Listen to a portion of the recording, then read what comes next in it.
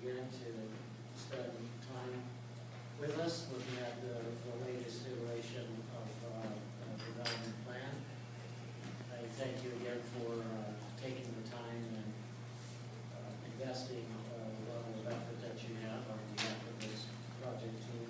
So again, I'm Daniel Isafonu with MIG, and we can do a quick round of self-introductions since there may be some new folks or some faces that we doesn't quite remember. Starting with Tim. Yeah, Tim Costello, 20-year resident of Shingle Springs. James Williams, 20-plus year resident of Ottawa County, relatively new in the last few years to Shingle Springs.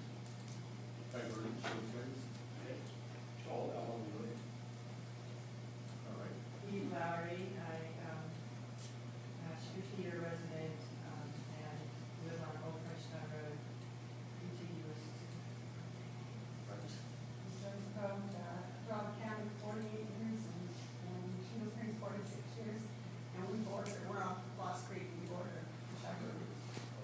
Okay, sounds like 48 years is the winning. Okay, Brian. Brian Allen, CTA engineer. Okay, Aiden Barry with Two Life Companies, Parkwood. okay.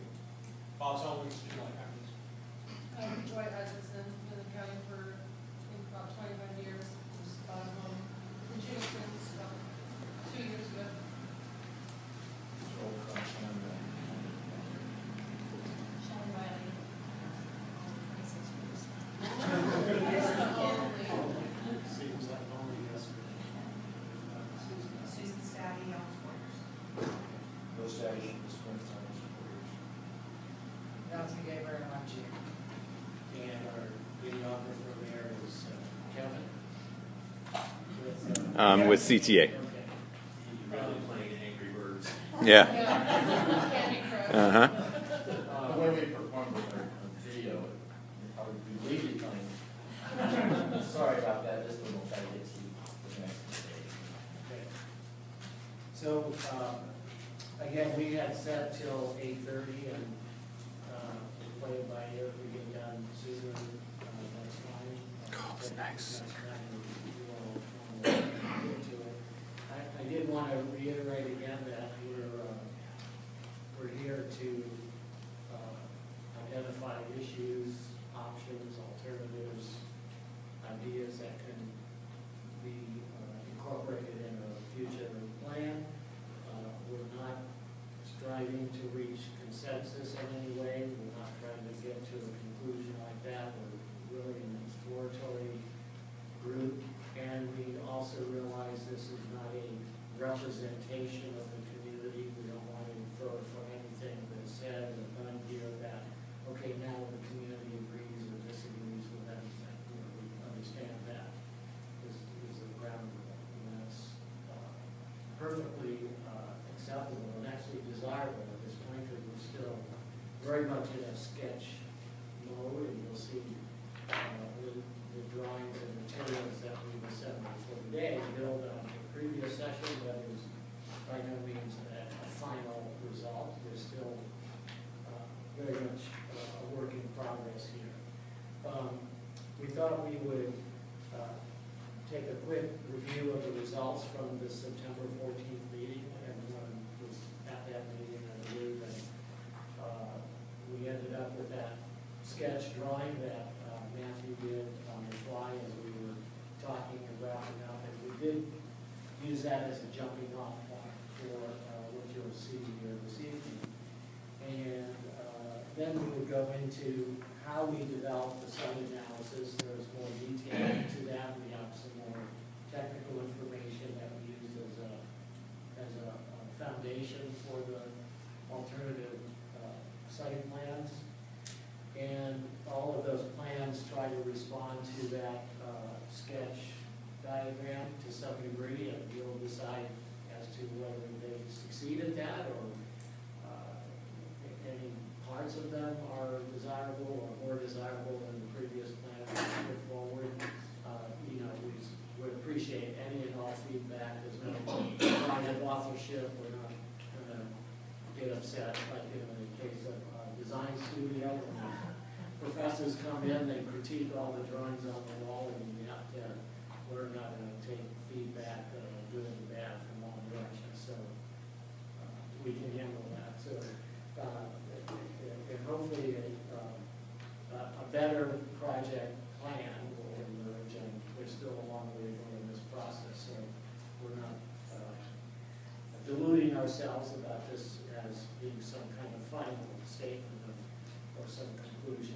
But we'll have a good review. I think you'll like some of the things, I hope, and then you'll probably not like other things, and all of that is what we'd like to hear about. And then we'll see where we go from here. We had planned these 2 meetings, based on the outcome of this. We can take your suggestions on what could happen next. I'm sure the development team will be open to your suggestions on that. So that's the basic overview. We didn't want to delay things. We'll get right into the material. And so because we have this nice big room, we're making full use of all the walls and the space. Feel free to help yourself to the refreshments there, and restrooms are over there, many rooms. And we have the boards that we had last time, and then we have some new graphics, and we'll introduce those. Matthew will do a number of these walkthroughs, so you get a sense of the information that we use. And it really is a site planning exercise to try to look at what are the key determinants of that one would use to come up with a plan. Matthew, do you want to take it away? We'll call your attention to the slide screen. I think it'll be a little easier to see some of these, and we can stop along the way for your questions, comments, as we get into the different items. So that was the drawing. We just took a picture of it, and Matthew can walk through that just as a recap from our meeting last month. Absolutely. So this was where we started, where we ended last week, ended the last meeting, and we took this very inspirational, and we built upon it. Some of the key elements that we found that we are pursuing in our plan was, first of all, was still learning how to use my trigger here, was the open space, the edge, maintaining a wooden character to the edge of the project, maintaining those woodlands and buffering views, and using that to define the edge of the property. Another major issue that we talked about and discussed was points of entry and where you come into the site.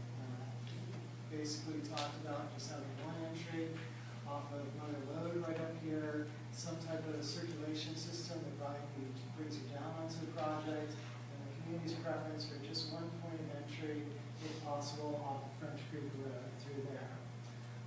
Another major site planning idea that we talked about was the idea of nestling the development of future housing sites back in the site, out of view, and also on the sites, the areas which are most suited for development. And as you see as we go through this, we did a lot of in-depth analysis. We looked very closely at the existing slopes. We looked very closely at the existing watersheds, the sensitive areas. I was particularly struck by your comments, Eve, about water and water quality and the importance of maintaining that. And whatever we do to try and develop as the most low-impact development as possible, protect all the natural resources, protect view sheds, and the sense of openness, and most importantly, the rural character that you have right there. The other major idea that we talked about was the idea of concentrating higher density development up in this area, up near the top, and then having this kind of pattern of density decreasing as you go down through the south. Those are the major, and also we talked a lot about the relationship and connections up across Mother Lode over to a school, and you can see, you'll see in our plans that we took a look at that and explored some ideas, and also the idea that this could be, this isn't only for vehicles, that this would be a multimodal type of connection through there. And when when I say multimodal, what I'm talking about is bicycles, pedestrians. We also talked a lot about the character of the roads and maintaining the rural character of the existing road network and really respecting that. We showed you, and we brought them with us too, some examples of the existing road network, the width of your roads, and then we also showed you what the county standards are. And the county standards are pretty large and pretty big, and we have made a definite effort in our design to reduce those widths and bring everything down. So those, building upon this idea, these ideas, we started our analysis. And with the analysis, which you'll see right here in the orange, these are the areas that have 30% or greater slopes throughout the site. There's big concentration here, over here, and they also follow some of the natural topographic features on the site. There's a ridge line right here, there's a ridge over here, there's very much a ridge right in this area, and there's ridges right through here and through there. The other major features is this one right through here, which one of my coworkers said looks like a gecko. And it's actually what these areas are, is this is all the creek corridors. And those are identified, but that blue line represents 50 feet back from that center line of the creek. So we immediately took that as one of the parameters that we had to work around. And we could not have any type of housing encroach in that area. We tried to keep the roads out of there. We really tried to respect that. And as you see, as we move forward, we also looked upon this as a great opportunity for an open space element and determine more. Basically, what we're trying to do is work really closely with the land in a very harmonious manner. Look at what the land is telling us in terms of slopes. The next thing we did was the next level of site analysis. And one of the things that I was very fascinated with is the pattern of roads that are already on site, and also the pattern of connections, where those roads are coming in. There's a connection right here, there's a connection right up here on French Creek Road, and I have the benefit of being married to a farmer's daughter. And so I spent a lot of time on the farm, and what I've learned over the 17 years of marital bliss, from my farming family, is the value of working with the land and looking at the land really closely.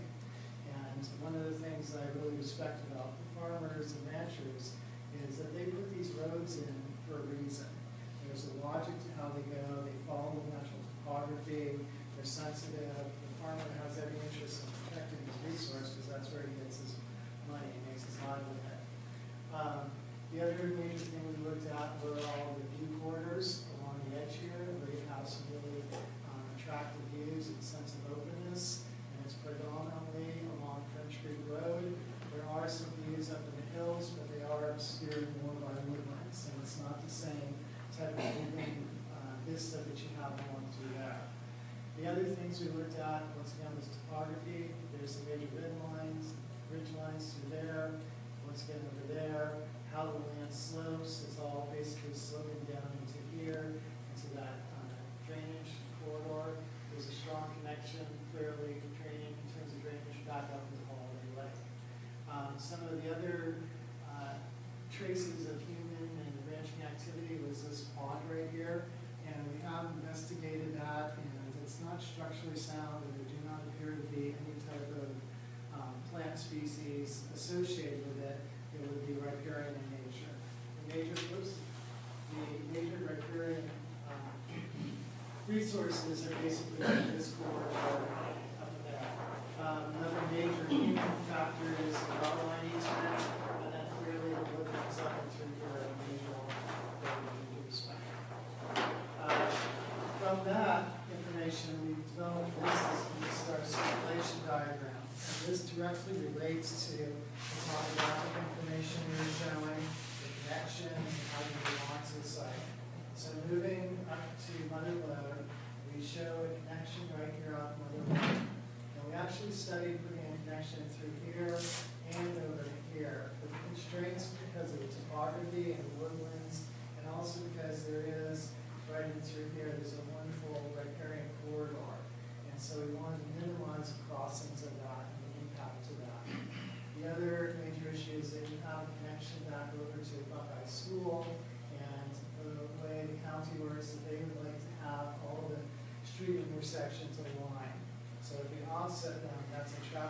helpful for everybody, it makes a hassle.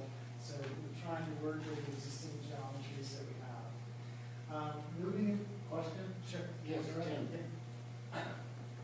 So what you're saying is you want to align it with Buckeye Road there? Is that what you're doing? Yeah, that's the preferred alignment, just because of, well, you know, once again, thinking about children and how kids, people could move across there. We want it to be a nice, smooth, easy transition. We don't want the kids to have to, you know, go up, you know, 1,000 feet. Well, there's another, I think, the traffic circulation design issue. So the Public Works would prefer to have a line, because otherwise, if it's offset, then cars come up, they turn, and then they can stack up trying to turn left, and vice versa coming the other way. So, you know, realistically, there would probably have to be a traffic light there in order to ensure traffic safety for pedestrians.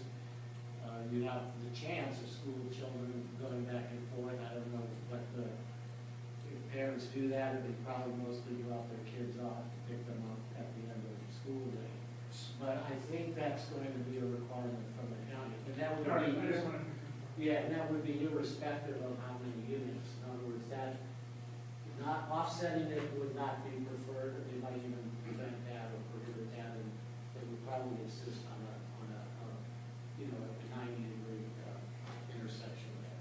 Will also involve changes to Buckeye as it is now, is that?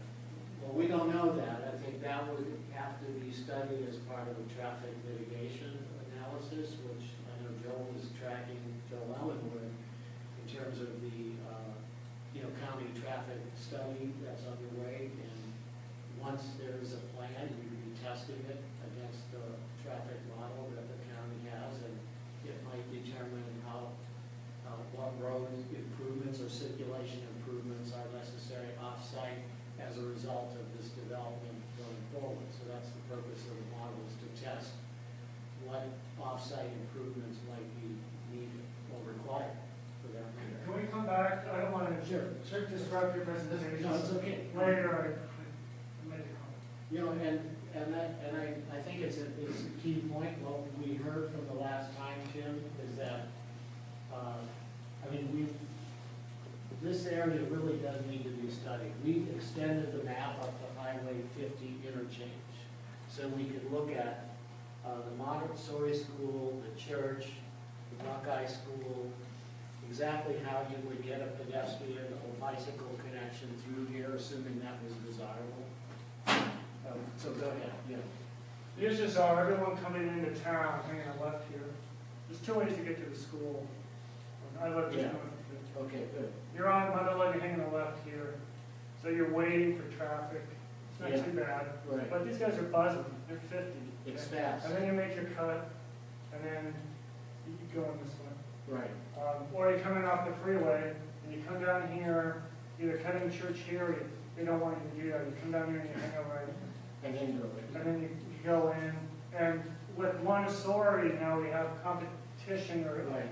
you know, all these drivers, they're dropping their kids off, they're coming this way, and some of them hang a right, and some of them go straight, some of them have a right-hand blinker but go straight, and so you can't cut in front of them, and anyway, so there's congestion here and so on. Right. So earlier my comment about trying to offset this, by Right. funneling everyone here, Does that that's going to increase? be hammered, and they're going to hang, a lot of the drivers will probably hang a left to go into town for a cup of coffee, gas, whatever.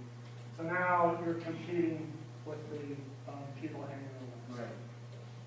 Those are the two areas that I wanted to express concern. And that's, we agree. I think you know, as planners, we like to look at the total context and not just solve the problem here, but solve all the related off-site Yeah. issues beyond the border. You can't just stop your purview of the border. So I think, you know, we're looking at all of those points and saying, how do we resolve that circulation? Again, whether you have 100 or 200 units here or more, you really do need to study that circulation pattern. And I think, at some point, this project team could address that, or the county may require it as part of the mitigation of off-site impacts, no question. And that's why we extended the map, because we wanted to see how these different community facilities might be affected and how it can interact. So, you know, the world doesn't stop at the boundary here. So, anyhow, I did want to. We've talked with the facilities guy at Buckeye School District, their board meeting, we're supposed to get together this weekend. Buckeye School District, both Buckeye School and Montessori, because they're a charter school, but they're the school. So we certainly know.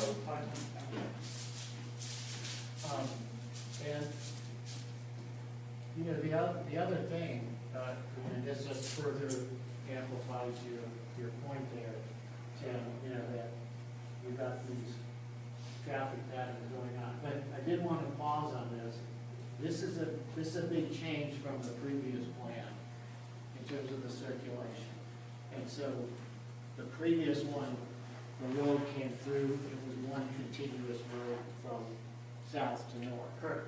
This one, and Matthew will explain, the thicker line is a 60-foot right of way, then it goes down to 50, and then these are 40-foot right of ways. Now that's the right of way. Within that, the pavement of the surface of the road would be smaller still.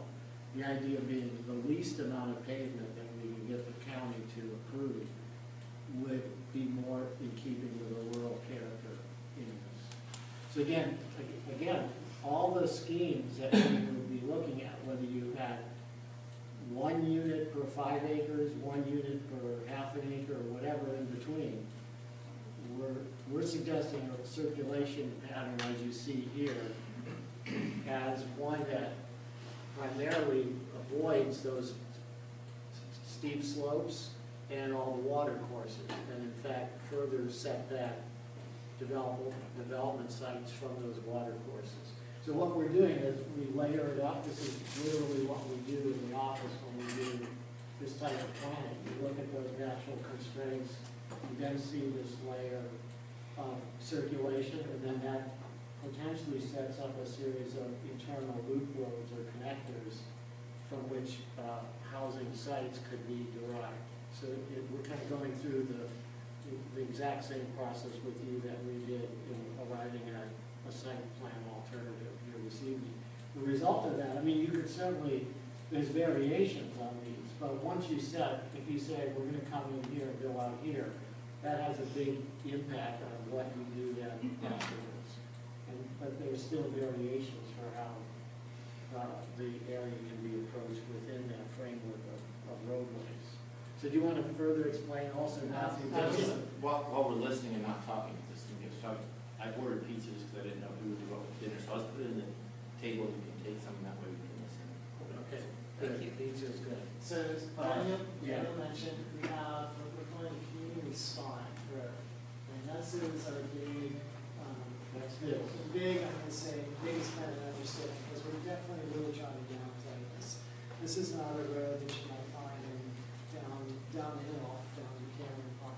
This is gonna be very much inspired by your rural character. And we're working closely with civil engineers to look at that road section, minimize the road lane widths.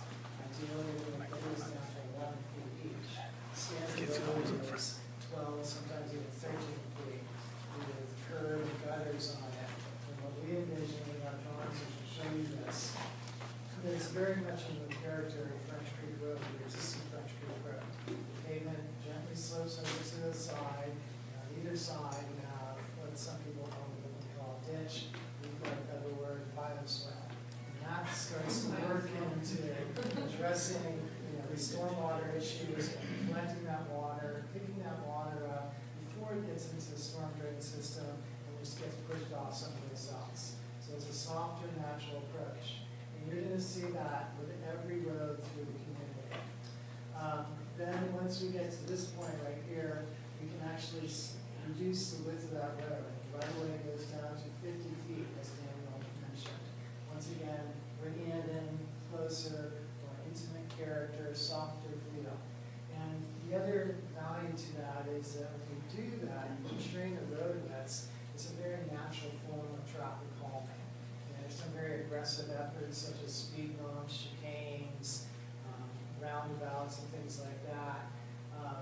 But you could do those, but to make this harmonious with the context, we felt it was much more important to bring down the lane widths. And we have some pretty interesting ideas about what to occur here. We'll show you some images. It's an opportunity because you're crossing the wetlands to do a really unique bridge in the statement. Once again, building upon the rural character and vocabulary in this area.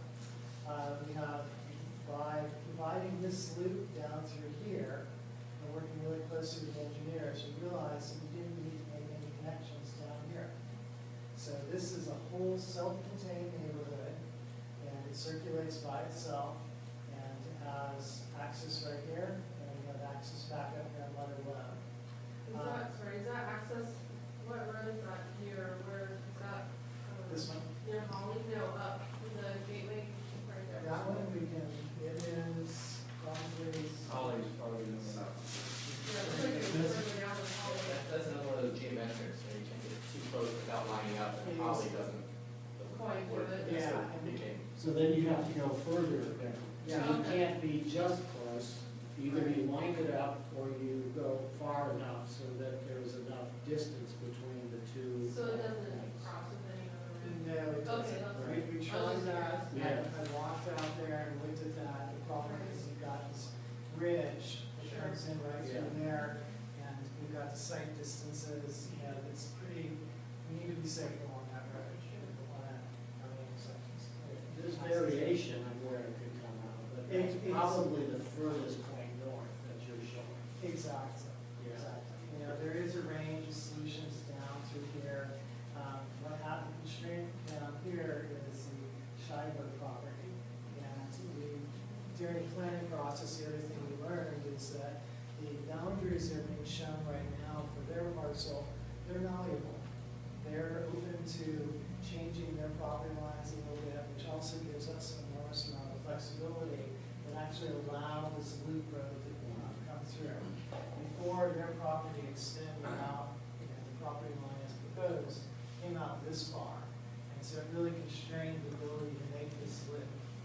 I feel an obligation to say, we hope, we think, Exactly. that, that we've talked with them and they've expressed their willingness to discuss changing that. It's not a commitment that we have and we can't be sure, but I think it seems likely that they're willing to work with us and we think we can achieve that if it's something that's beneficial to the project. And then the other major feature is that the internal circulation is really trying to focus itself on bringing back onto these community spine roads so that you're always, you're right here, you have two ways out. You can get out over here, or you can get out over here. And that's a fire department. That's a fire department requirement and Subdivision standard. exactly. And it's also just a community benefit that, you can walk either way, and you've got connectivity, and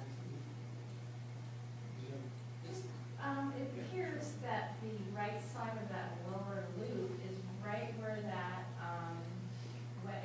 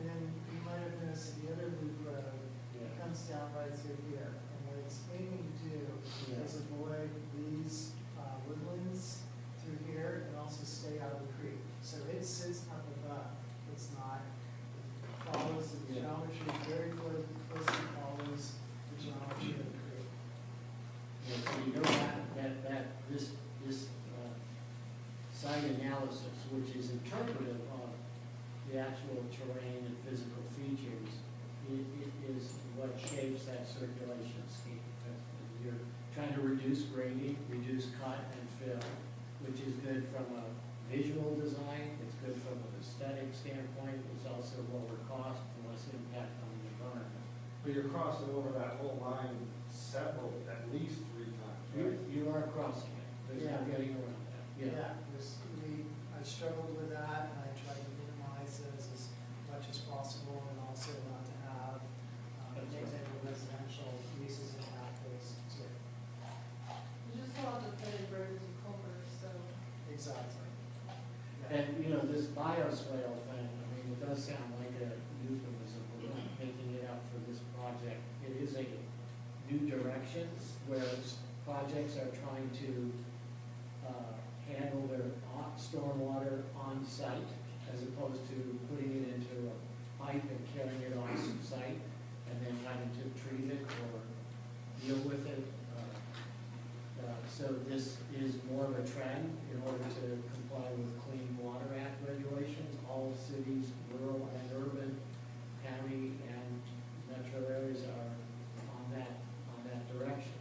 So there has to be some kind of stormwater management program integrated into any one of these schemes. And we would, as we went forward, we want to be detailing that. That would be an engineering and design landscape, process of working those two elements. So anyhow. So the other thing I want to emphasize, these little dots right here, these would be, this is part of the residential fabric, these are the local streets right through here. And we worked really hard to make sure each one of these residential streets had, it terminated at this open space element.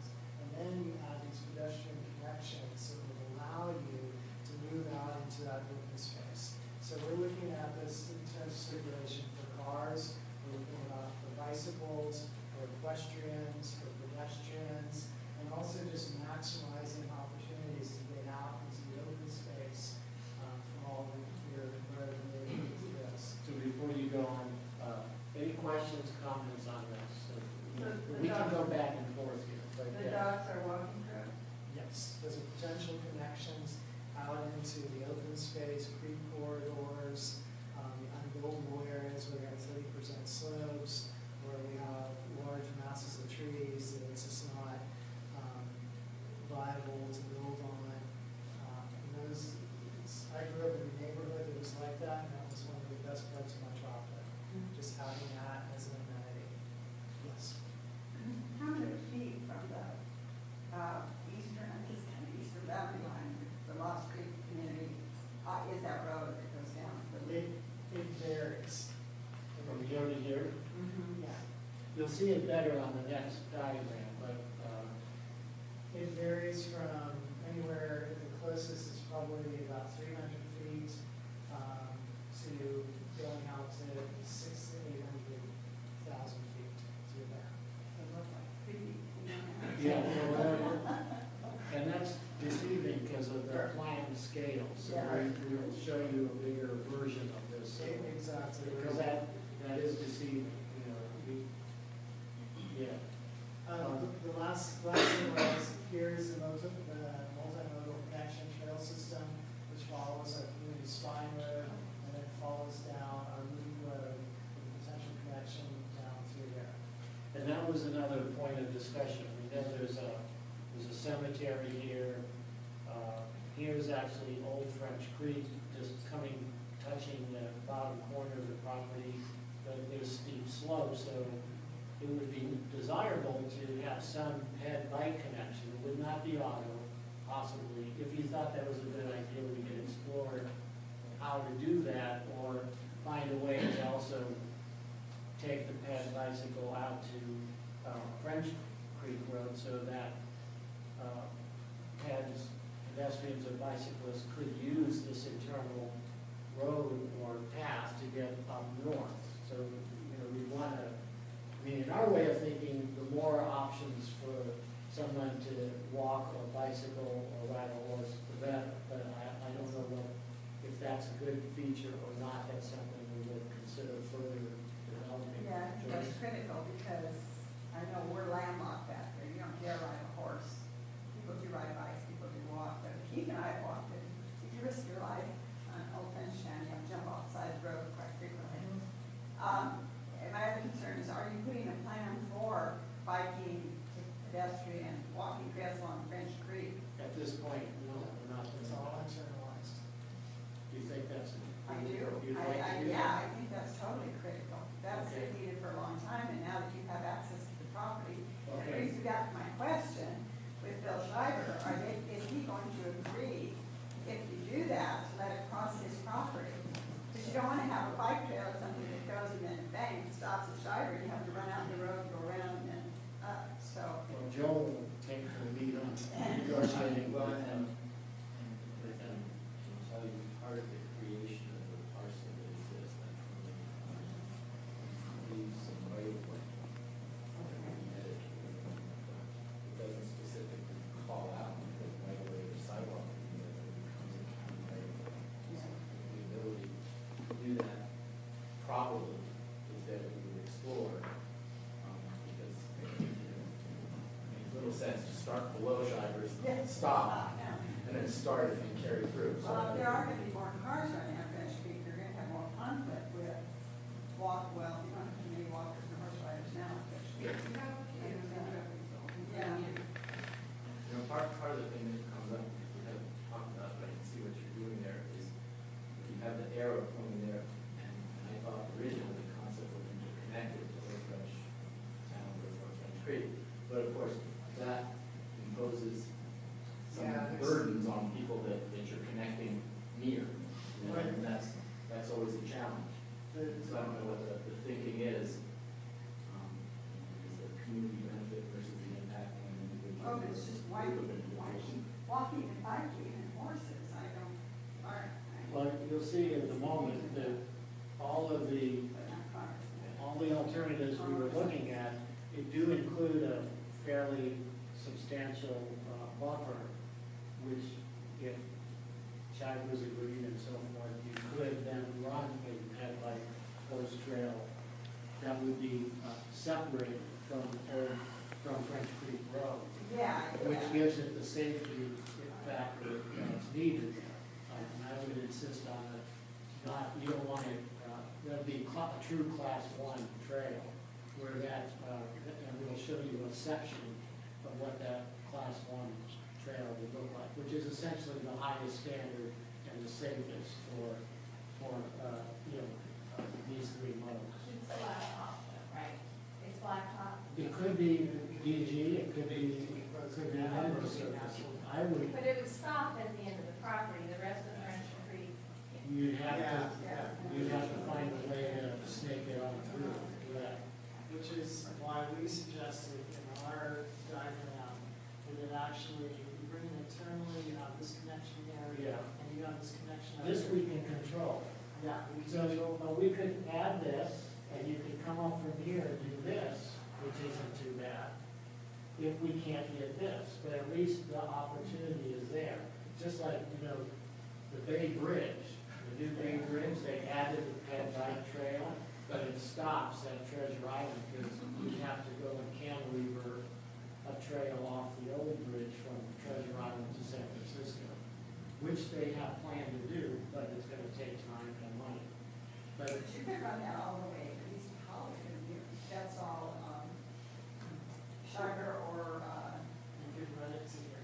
So, or. yeah, you could run it, up to that point where Matthew is showing. So that would benefit the people on the Holly Drive area as well. Yes, that's true. If The you farther could up you Shingle go. that way safely, they could still use it as access down. That's right. I mean, at the point, Yeah, I mean, yeah, they want to. the further up you go, the more the chances are that it could eventually go further and maybe all the way up to on the road at some point in the future. At least you don't preclude that.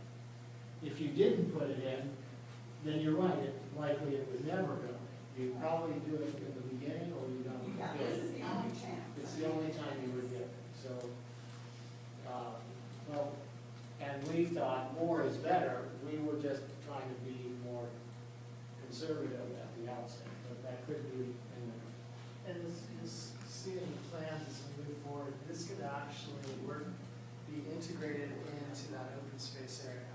I'm a biker, I've got 3 young kids, and when I got them out on the trailer, I prefer to be in this space because it's much more controlled. We're not having to deal with conflicts with cars. It's safe. It's it's more relaxing. It's calmer. You don't have to worry about the kids doing something funny on their way. Okay, so Bill, you were saying, could you also connect from there to here with the pedestrian bike trail? Is that what you're going? So what was that? You were saying, could we connect the ped bike trail to this? No, I was asking just a more general question. I see you the road that almost connects. Was that considered as your second way in? For automobiles as well? Yeah, what I did was these faint lines are just the existing road network. It's what's there. He's asking, why not, is that a consideration to make that connection? To make this connection? Yeah. I think that's a question for Joel or Joyce. No, we don't want our road open due to traffic. Oh, That's the answer, I assume. We didn't, sure, I mean, it's there, you would look at it. I mean, there's a lot of opportunities in other places too, but we purposely chose to internalize our. To make it more self-contained. Exactly. So that was the direction of this. No, except French Creek is not a private road. I mean, that's a little different story from taking through Lost Creek. Yeah, But, that's already a. yeah. Yeah, a lot of the people that bike that road are not people that live around here. And the question is, do you want those types of people coming through these neighborhoods? And I bike a lot, and those people, they ride fast. If we want this to be more family friendly, then I think not putting in that kind of stuff might be better. I mean, Because the avid cyclists, we can still ride on the road. But if you put all that in, then you're gonna attract more. We're already there. Of the Well, who are cyclists. these? They like connection, are they, professional cyclists? Oh, clubs. Yeah, there's bike clubs and. I see. Yeah, they're not. There'll be 100 or 200 people on bicycles on a Saturday going down French Creek Road. Do you want to attract more? Yeah, They're they're not not. on the This is unpaved for. road, unpaved. No, and so what would be great about being unpaved is you can have your kids on their mountain bikes and, we Yeah. have mountain bikes and road bikes and what do you want to attract in this area? So you don't want to make it so enticing for Do we? I don't know, that's a question for the community, because I'm Yeah. kind of torn, because, I do bike the roads, but at the same time, I'm on the trail with the guys that are going a lot faster than me, and there's 50 of them, Yeah. and I'm only in a group of 1 to 3, and they're cutting us off, and, there's that fight between the people who Yeah, go 20 sure. miles an hour and Yeah. those guys who go 30 miles an hour, and, Yeah, it's intimidating. there's a lot, and then the kids who want to go, 7, 8 to 10, and Sure. do we want those types of people coming through here more often? Because that's what'll happen if we build up that'll be put on the map more for the cycling team. Right. Just My assumption just to say, it's a question that we should think about. Do we want to stick to mountain biking and family oriented, or do we want to attract Okay. more?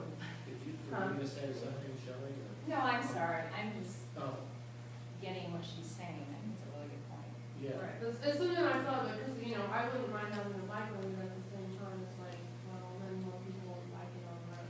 Well, then maybe not paving it is the answer.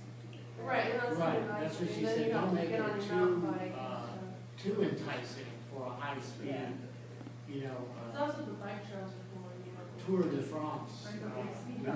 You'll see a lot more, I guarantee you put a paved bike lane along there, you're gonna see a lot more of the charity rides, a lot more of the club rides, you'll see all that more. Yeah. Well, it's the same. And that could be a good thing, I'm just saying that's a question we need to Right. ask ourselves, is do we really want to attract more bicyclists to these? It's a discussion point. So,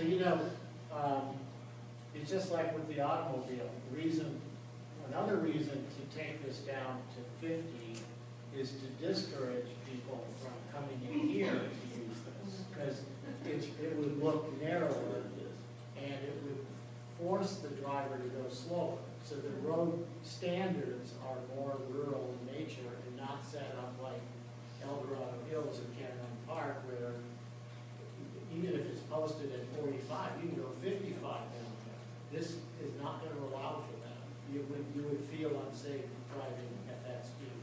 And it would be designed intentionally to discourage that speed. Exactly. So that's, but your point is similar on the ped bike. If it's so slick and so wide, then those avid cyclists will just hammer that. And so you don't want to make it too enticing for Do them. we want to keep it more to the community or? Yeah. And that was my assumption, was that the approach along French Creek was very much a light touch. And to really try to preserve, I drove down there and I was struck by the beauty of it. And how do we do that? We could definitely add a trail on there. Well, you know what? If this were, maybe those cycle clubs would be enticed to stay on this new perimeter cycle track, because that would be the route they normally take, and this would be at a smaller, a lesser standard, and they would not be enticed to go on it. Maybe that would be a natural way to have your cake and eat it too, so to speak. So then you could serve both groups. So you would encourage them with that. Those groups don't live here. Well, they usually have speed limits on the bike trails. Yes, they do. But those are junk. Well, I know one of those weekend warrior bikers hit one of my coworkers on the bike trail. He was speeding, and he's in the process of getting sued for a lot of money. I think that's one of the reasons they come out to main roads, is because they don't have to abide by the 15-mile-an-hour speed limit. Yeah, no, It's also too, if they're looking for scenery and technical challenge on the hills. Right. Okay, so we're gonna look at these options, so here's the intro to it. You know, like we said back on this diagram,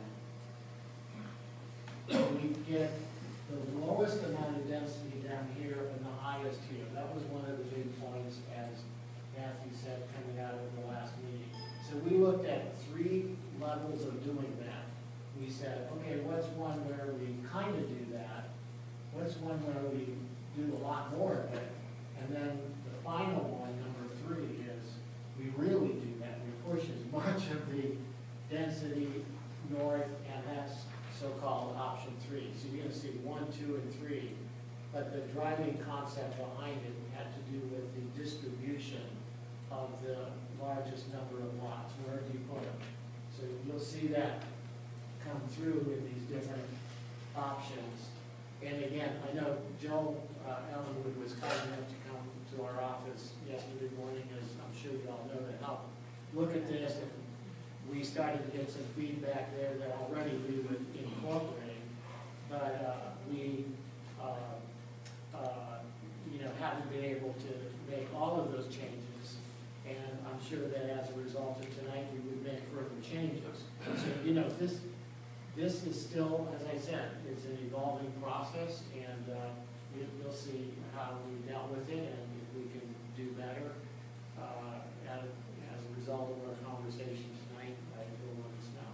So anyhow, this is option 1. Option 1. So as Daniel said, this kind of is a balanced approach, and the darker brown areas represent smaller lots. So these are all the lots that are a quarter acre or less. All the lots you see on the perimeter, these are 1 acre or bigger.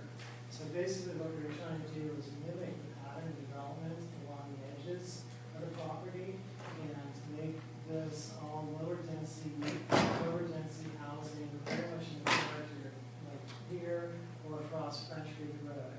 And if you do look at some of the parcels, particularly right here, you'll see that some of these parcels are actually smaller than what we've got on this side, all through here.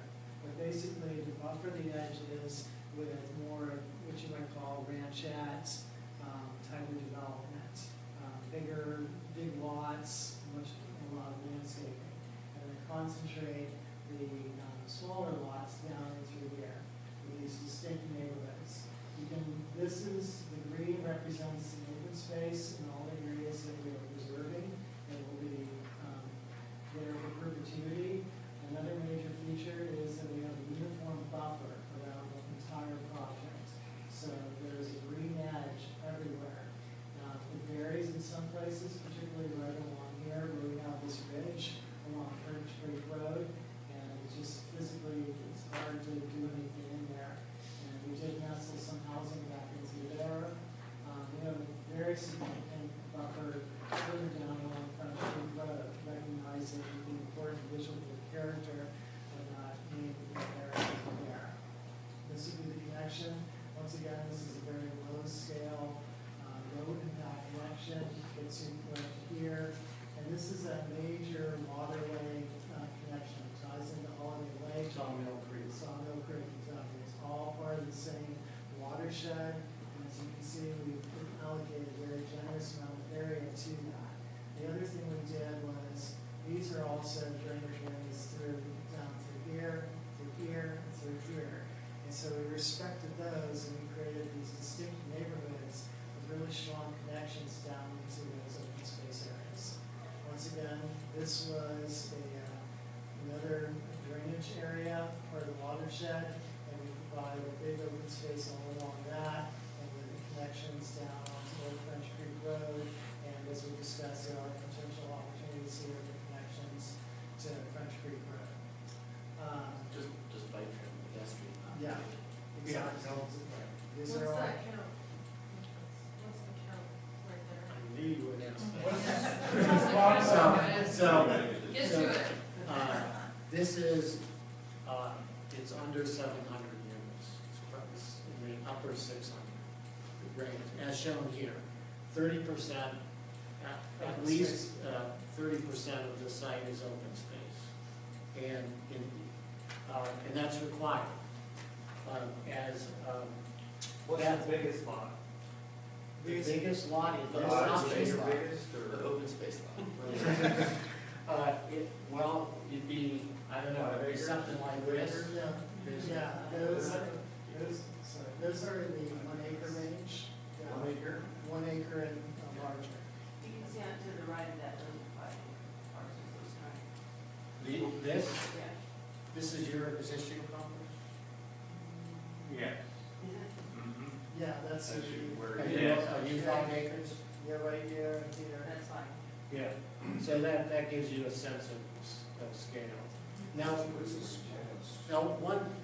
one thing, you know, it's interesting because if you look at this is a good thing to focus on, but you look at these, this kind of parcelization, okay, and it's very checkerboard, varied a lot. I mean, I wonder how, like, this got in there, right? I mean, this pops in when you have all of this. Very, very different from immediate surroundings, even further up closer to the center of Shingle Springs.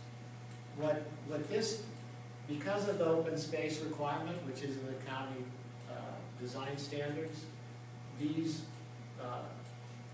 open space areas are shown as common areas. Now, I know you have a concern about in perpetuity that will never be built on, and that has to be the rule, and that will be covered under some type of, you know, covenant or restriction or deed entitled beyond the title to the property. You would never be able to develop this, and there would be some mechanisms that would be put in place at the same time. But another way to consider it, because in the same way these properties are in these irregular shapes, you could extend those property lines. It's just an exercise mentally, and you could make this maybe 1.5 acre parcel into 3 acres immediately just by extending that property line to the border of the ranch. See, but you would not, it's not an additional site. So I just want everyone to be careful not to look only at parcel size. You have to look at the overall density of the units as they're averaged out over the total project area. Because this is a different lotting plan than what, the way this is lotted or parcelized here. That's what I'm trying Because to you get at. can't do that style anymore. You can't do this, if the county regulations are driving you to this and not to this. And you have to do, that would be true, whether this developed as one or as three separate ranches. It would still, the same rules would apply to those different scenarios. I didn't follow what your comment. Oh, it's sort of the same thing, you have to give the open space. So if you look at the lotting patterns around the project, there's no dedicated open space. And so all he's saying is if you Yeah, there's no include the dedicated open open space adjacent to the parcels, the 1 acre parcel is really, if you drew it to the street, it's like 2 acres. Well, but, you know, it's just because of the way it's. Okay, let's extend that to the sub-quarter acre lots. You can't do that there. Well, That's the vast majority of your lots. that's true, there's a lot So more. that's kind of a little bit of a sell job. Well, I'm looking at the many more concentrated lots where that doesn't apply.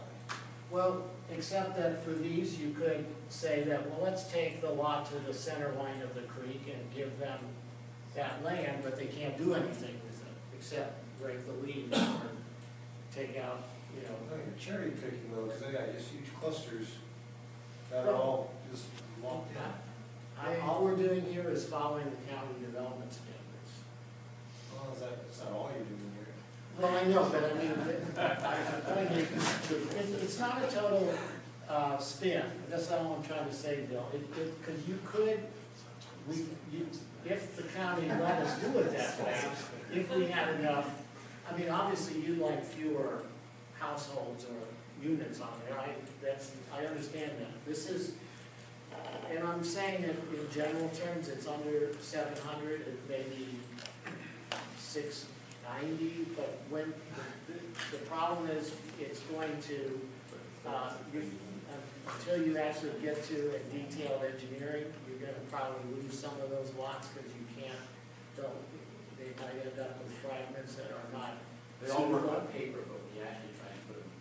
So that would be the upper limit in these schemes. They're all more or less the same. Why? Because we wanted to standardize it so you can compare 1, 2, and 3. So it's the same number of units, where the number of smaller lots are concentrated to the north versus more evenly distributed. In scheme 1, they're more evenly distributed from north, center, south. As you go to 2 and 3, you're going to see fewer in the south and more in the north. That's how we kept it constant. So obviously you can have variations and permutations within all of those. I was going to mention, because it comes to mind as you're talking through that one of the examples I've seen of how people develop open space, similar to what you're talking about, at the promontory down in Alvarado Hills, which most of you probably know, there are several lots in there where you buy a 1 acre lot, and half an acre is private open space, but you can't even landscape. And so that was a place where much of the open space in that plan is in someone's yard, but they can't do anything with it. I've seen that happen before. Yeah. And yes, I mean, if these fuel loads build up, there has to be management plans filed for this open space. Yeah, You can't leave back that alone. you're back to your spin selling on that one little section. And we've been through it already. I mean, I don't know if there's anything new that. Let's look at some other schemes that we were It's able to. okay, I'm not trying to sell you on any one or more of these, I'm just trying to explain how we got here. Quick question, so how would we characterize this option? Would we say it's close to 700, like half, quarter acre, half, 1 acre? I think it's, What would you yeah, describe it? I guess from our perspective, what we see it, and you know what, just flash on the 3, just so we can look at them in more detail, but just sort of see how it progresses, because that's important to understand, because you're right, I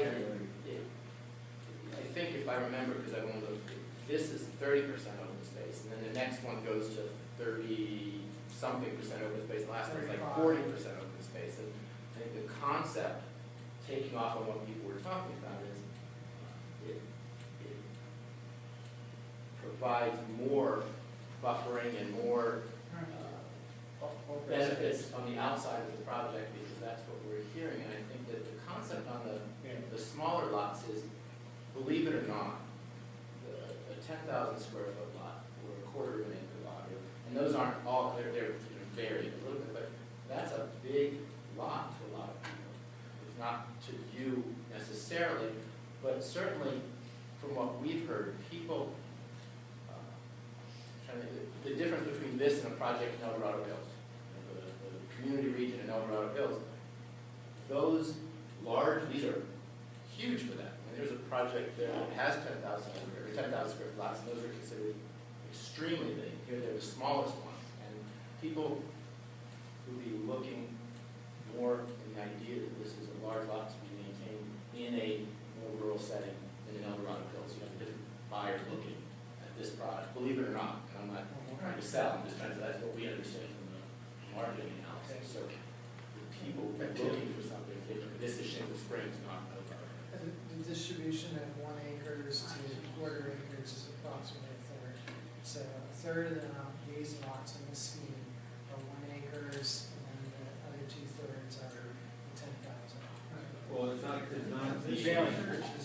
not the size of the lot or cost, it's the amount of lots. Yeah, that's right. The traffic question is our issue too. I mean, we understand that's It's part of based the on units. analysis of the traffic count, and we know like Ponderosa is impacted now, and you can't, if you say you can't increase congestion there, you have two choices, right? One is you improve that circulation in some fashion, or you don't put any more cars there.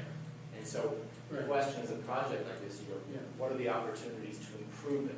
And that's an engineering traffic question. And so But we need Frank, the EIR, the traffic study to help. yeah, I'm but sure that's how you manage to get around. Frank's observation is correct, that the traffic generation is based on the number of units. So, And this plan will generate less traffic than the 1,041 plan that was submitted. because of the amount of units, so It's- so what I'm saying is, here's what I'm saying, let's say this is 690 units Right, on 3 parcels. Right. And you put up another slide, I don't know, it may say, it may be 690 units that are range with them. it'll be the same traffic impact. And That's same correct. with option 3, so I'm just curious, you know, it's all great that we're talking about where you extend the boundary lines and Right. whatnot. That's not interesting to me whatsoever. Okay, it's The unit count. numbers are all right there. I understand. I live on 8 acres, and most of my acreage is unusable. It just gives me privacy, and that 8 acres, I just have one house there, I'm not impacting the traffic. like if Understood, I had I completely understand. 1 acre parcel. Where that the traffic impact is based, has nothing to do with the lot line or the size of the lot, it's the number of units.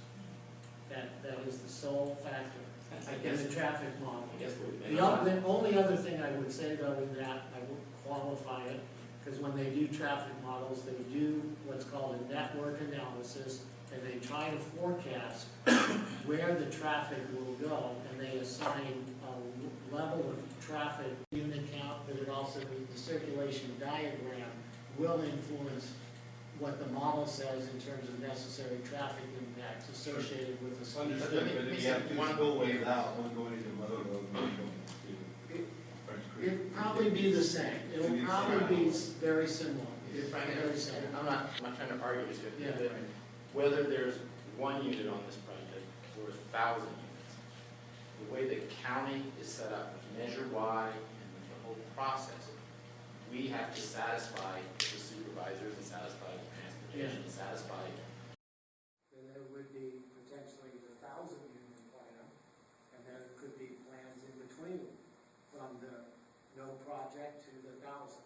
Yes, And my those opinion is we don't alternatives- have a way to deal with the traffic mitigation for the 700 homes. The project's still too big to deal with the traffic and people. Well, we'll have to find that out, though, James. I mean, that. How are you gonna make a project No, no, where you want the traffic? here's why, here's what it is, it's iterative. Let's say you put the scheme into the model, you get a result. If you can mitigate the traffic, then it might require improvements off-site to handle that traffic. If you cannot, the model it works in reverse. Then you'd have to redesign the project to fit the capacity. So as long See as you what I can mean? do the off-site improvements to offset it, then you're okay. Well, yes So and you're no. not gonna discuss what the off-site Well, improvements. we don't know until The we've got a process model. reveals those. You have very limited options. No, That- You know that. It's, we do know that. You got two Yeah, options. we can't do magic, we can only do what comes back, so the traffic study. we're not is making, important part. we're not making this process. Obviously, up. we thought going across would be, that's a non-starter, so we need to work on.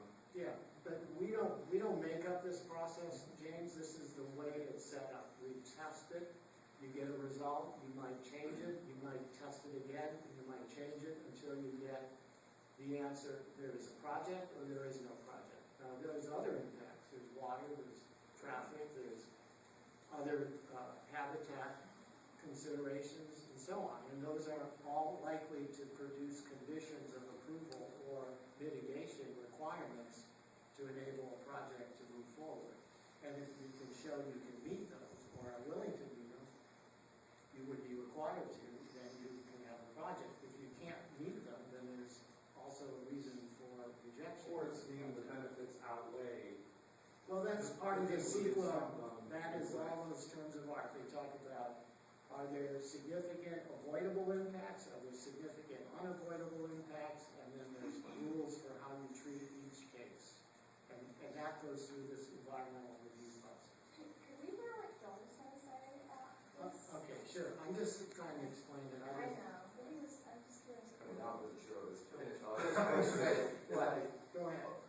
So, we understand the traffic issue, and respectfully, we know that that's for us to be able to resolve in a manner that's satisfactory, and not be able to, in which case things have to change.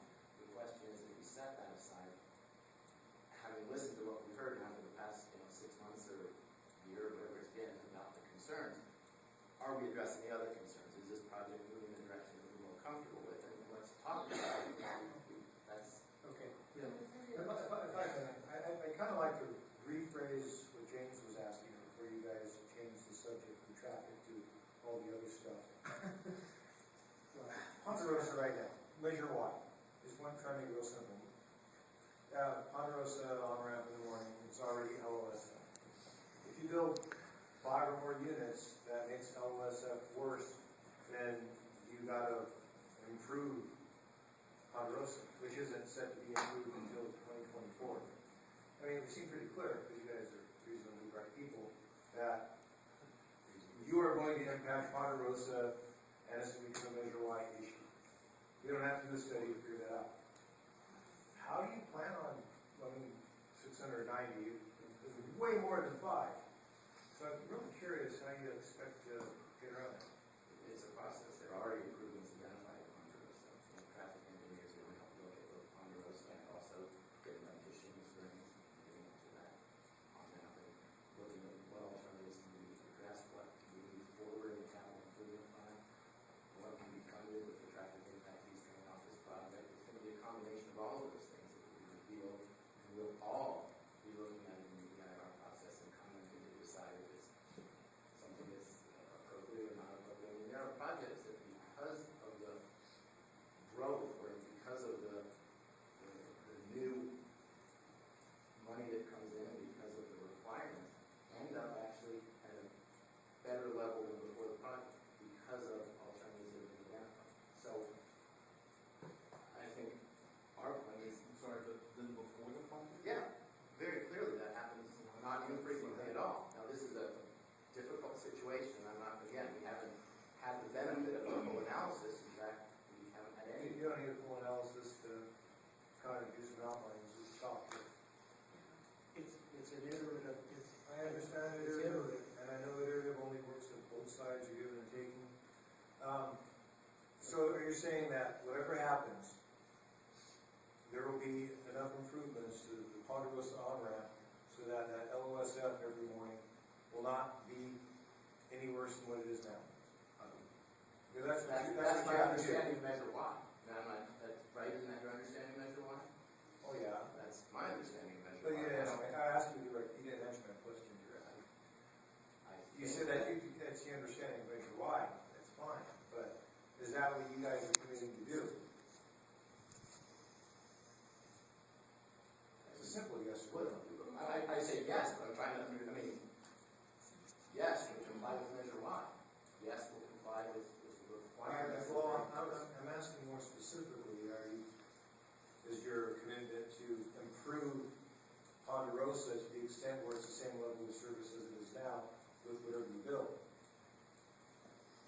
And complying with Measure Y is a evasive answer to me, because you can, sure, I'll comply with my understanding of Measure Y. And I'm not trying to play word games. I'm trying to say we need the traffic analysis and all of the things that go with it. But it's my understanding that we wouldn't be able to further impact it. And so my answer would be no, we're not going to make it worse. So how can you put in 70,000 I'd be really curious what kind of improvements. You got frontage roads on both sides. You got Caltrans controls the lights. Yes, what I would suggest is, I'm not a traffic engineer. I haven't studied that intersection to the level it's been studied. But you don't need to be big. Well, To know that it's a big impact.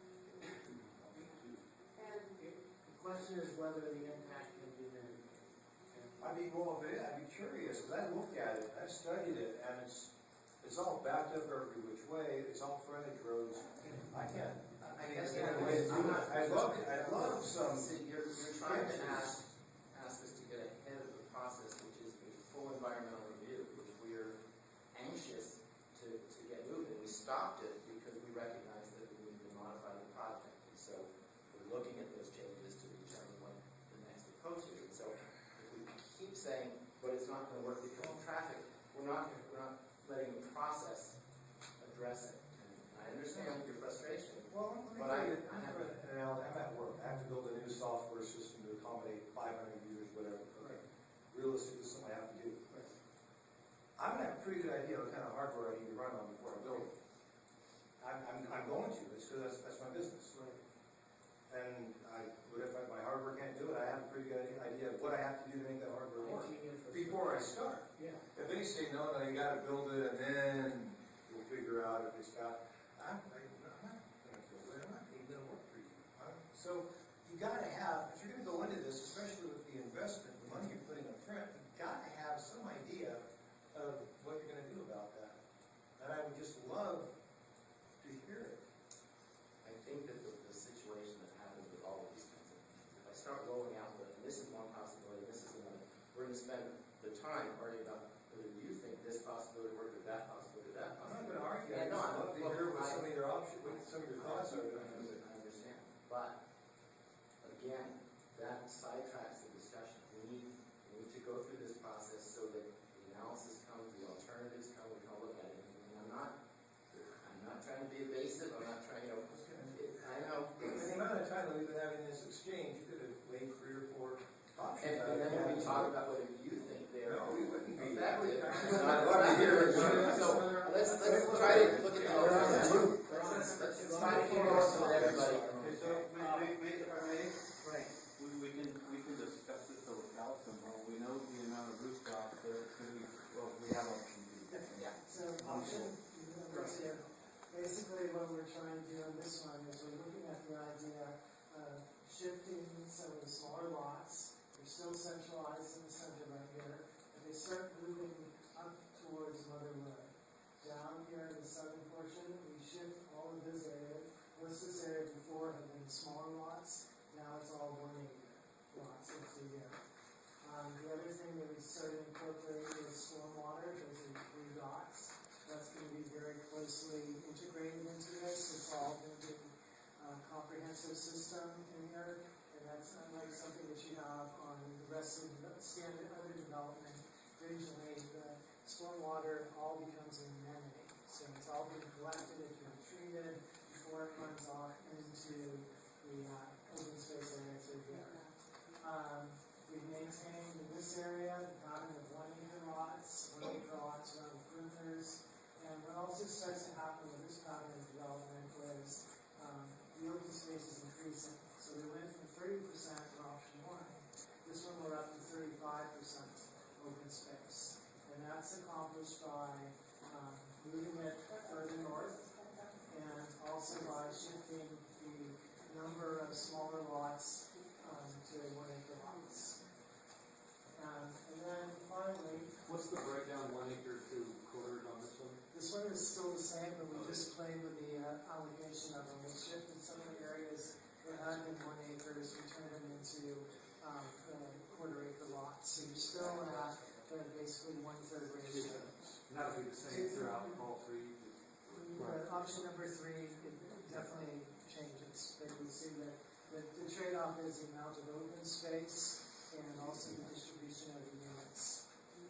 Okay, so any questions, comments on this Are the option smaller 2? lots smaller than a quarter, or are they still keeping the same quarter? Same quarter. Slightly smaller. Yep, they're all the same. Well, Joel said 10,000 square foot. Yeah. Well, yes, Yes, 10,000 is the minimum.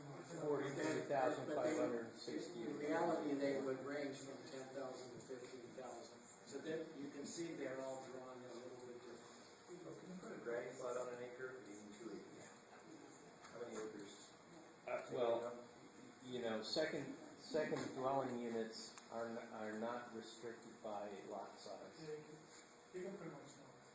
So if you wanted to restrict them, because you're concerned about total unit count, which leads to traffic impact, you could make that an absolute prohibition in the development. You can do that, even though the county says you can put a grand flat on anything now. Well, this is Even not though it's development. state law. Yeah, but you can still, You can, Do it as a. can't you override that? I don't mean, know. If you impose that restriction, I'm not aware of that. I don't think you can. you No. can't. People don't do it, but We got I one. mean, you can make a lot more people aren't gonna do it, but they still allow for it. Okay, so that could, yeah, so that could be some, creeping density over time. You're worried about that, is that why you mentioned the ground? well, it could double, I mean. It could double and it might not be creeping because the biggest selling houses now are houses that accommodate two families with a built-in range. And if you subcontract this out to somebody who's gonna build the houses, they might go, that's good. Multi-generational housing. That scenario would have to be then analyzed in the traffic analysis. One of the tools we've used in the past is to put in place restrictive CCNRs that would prohibit that. I do have to check how the county views that restriction. Right. In the past, we have voluntarily restricted through covenants, code restrictions. So your model would have to project how many granny flats would be built. Yeah. Exactly. So I'm curious how many granny flats you guys are projecting would be built. Well, I think on unless they can't the restrict small it. lots, I think they have none, and on the larger lots, I think they probably you look at whatever the percentage you want to. Well, I expect, now if I don't see that in the EIR traffic studies, right there. You know, you got a process of choices. Traffic comes out as a comment. Yes. Raise that as a Okay. concern. It's a good point. We will research it and see what can be done to And the term building envelopes, am I getting the right term there? That was brought up in some meetings. building envelope refers to the volume of the structure. Or how about where you can put it on the property? Yeah, You can have building envelopes on a lot where, you have a 1 acre lot, but you have to put a structure within a quarter acre area somewhere on the lot that may be identified. yeah. Well, because I was thinking where you're close to the buffer zones, if you have an envelope that says, hey, you can't put it right back. Yes, you could restrict that. There are ways with the design guidelines in the CCNRs, whether it's an individual envelope or a larger setback on the back end of the property line is another way to accomplish that. Right. Especially when you get into the areas with trees and things like that, because you don't want the end user to have the right to clear the property. You want to be able to say, here's where your structure can go, put it in that box, and the rest of it is your yard. Joyce, your point is a good one, and we could set a design standard for where the house could be located relative to those adjacent off-site properties. That's the other mechanism we've used to restrict the granny units, as they're called, is if you put extremely restrictive setbacks on all secondary units, it basically prohibits the use of the ability to. You can do it if you're going to figure out how. But back to the earlier comment, granny units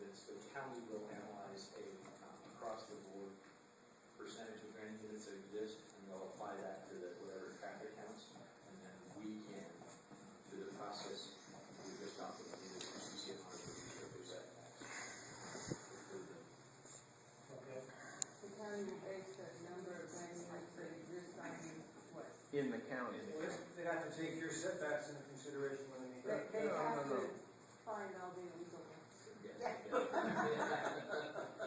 Of which there are many. So, I mean, this type of situation, if you have, you know, maybe the house is here, this is the overall property boundaries. And then there's houses up here on, you know, in the ridge above or whatever, and so you would try to, what Amy was saying is you would include a restriction, so nothing could happen here.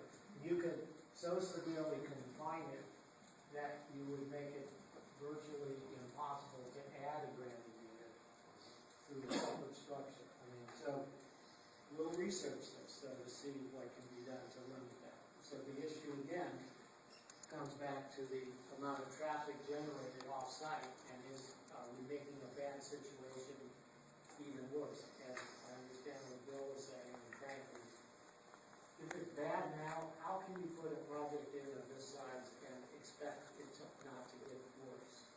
That's a logical question. Still waiting for me. Huh? Okay, and we agree, we need the answer to that. But even if you restrict all the building space on the lot except for the houses, that doesn't preclude a builder from coming in and building a multi-generational Sure. house that accommodates two families and doubles the amount of traffic. Well, you have boomerang children coming back as adult children because they don't have jobs and economic times being what they are. It's the fastest growing segment of the housing market. It's multi-generational. It was just on NPR a couple days ago. I heard that. Yeah, I heard that. So good. Yeah. Which Yeah. kind of plays into, you know, the 1 acre lots, you have that space to do that. If you have a smaller lot, you're constrained.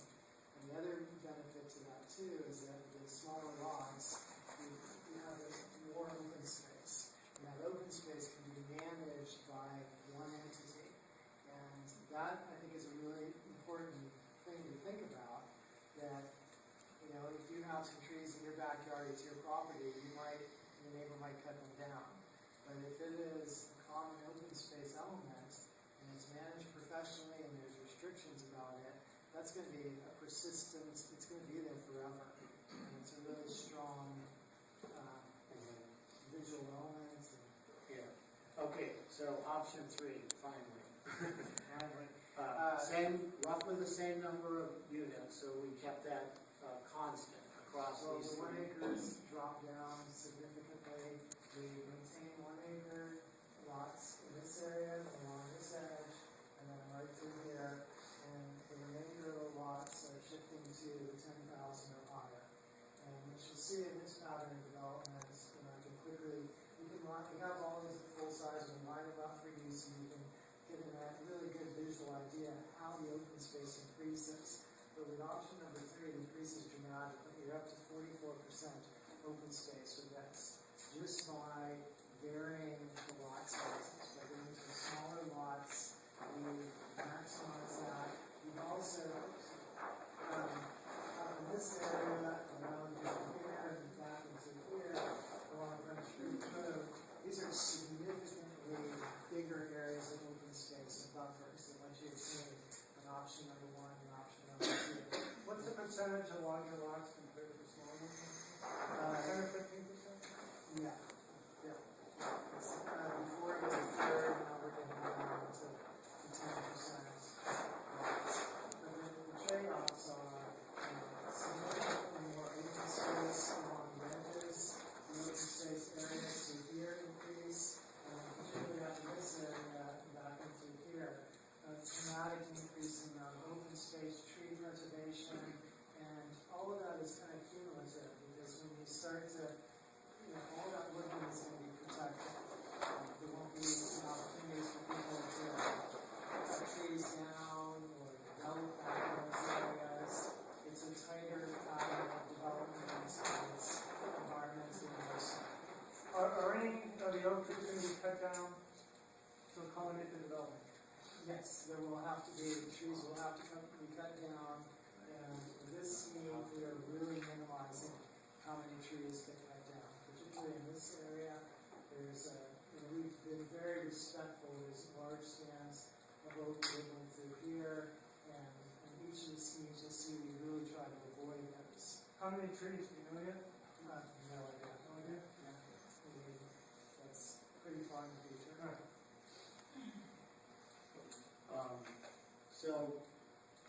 So you go from about 30% open space to about 40 plus, maybe about 44%. But again, these numbers are going to change as we get more precise with the laying out of these jokes. What about an option 4, where you take all those lots down to the bottom? Because I know this is a real issue for the people in Old Frenchtown and that area. And make that open space in your trails, and do higher density up above. Get rid of these and put them up there? And just have smaller than quarter acre. You still have the same number of units with smaller lots up there.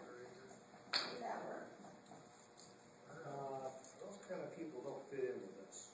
I think we wouldn't want to go with smaller lots. In other words, not the 10,000 square foot minimum is there for a reason, as I said, because people won't want to come to Shingle Springs and buy smaller lots. So that's an issue. The question of whether we could trade in the 1 acres on smaller ones, move further up, is one I think actually consider. Is that, well, what difference does it make if you, I mean, you're talking about real estate value, idea of who's going to buy those ones. I know the kind of people that we want. But if you're going to have 690 units or whatever, no matter what, why not do something about a more open space? And I just think there are a lot of people that move this area not just because they want 10,000 square feet to take care of. We had assumed that people wanted to see it in the larger lot, and the customer, semi-customer, people would, local builders would do custom lots. If that's not a factor, it's something we could consider. I'm just trying to get people who live down in this area and trying to get that more. Well, I think that this is an attempt to help. Sure. If I recall, my discussion with Matt, obviously there are other locations. In this example, these exterior lots are larger than 1 acre. They're what? 2 to 3. 2 to 3. So these exterior lots are considerably larger. And the ones that these are 1 to 2. So the lot size in that area is much How do you guys larger. feel about it? Even Frank?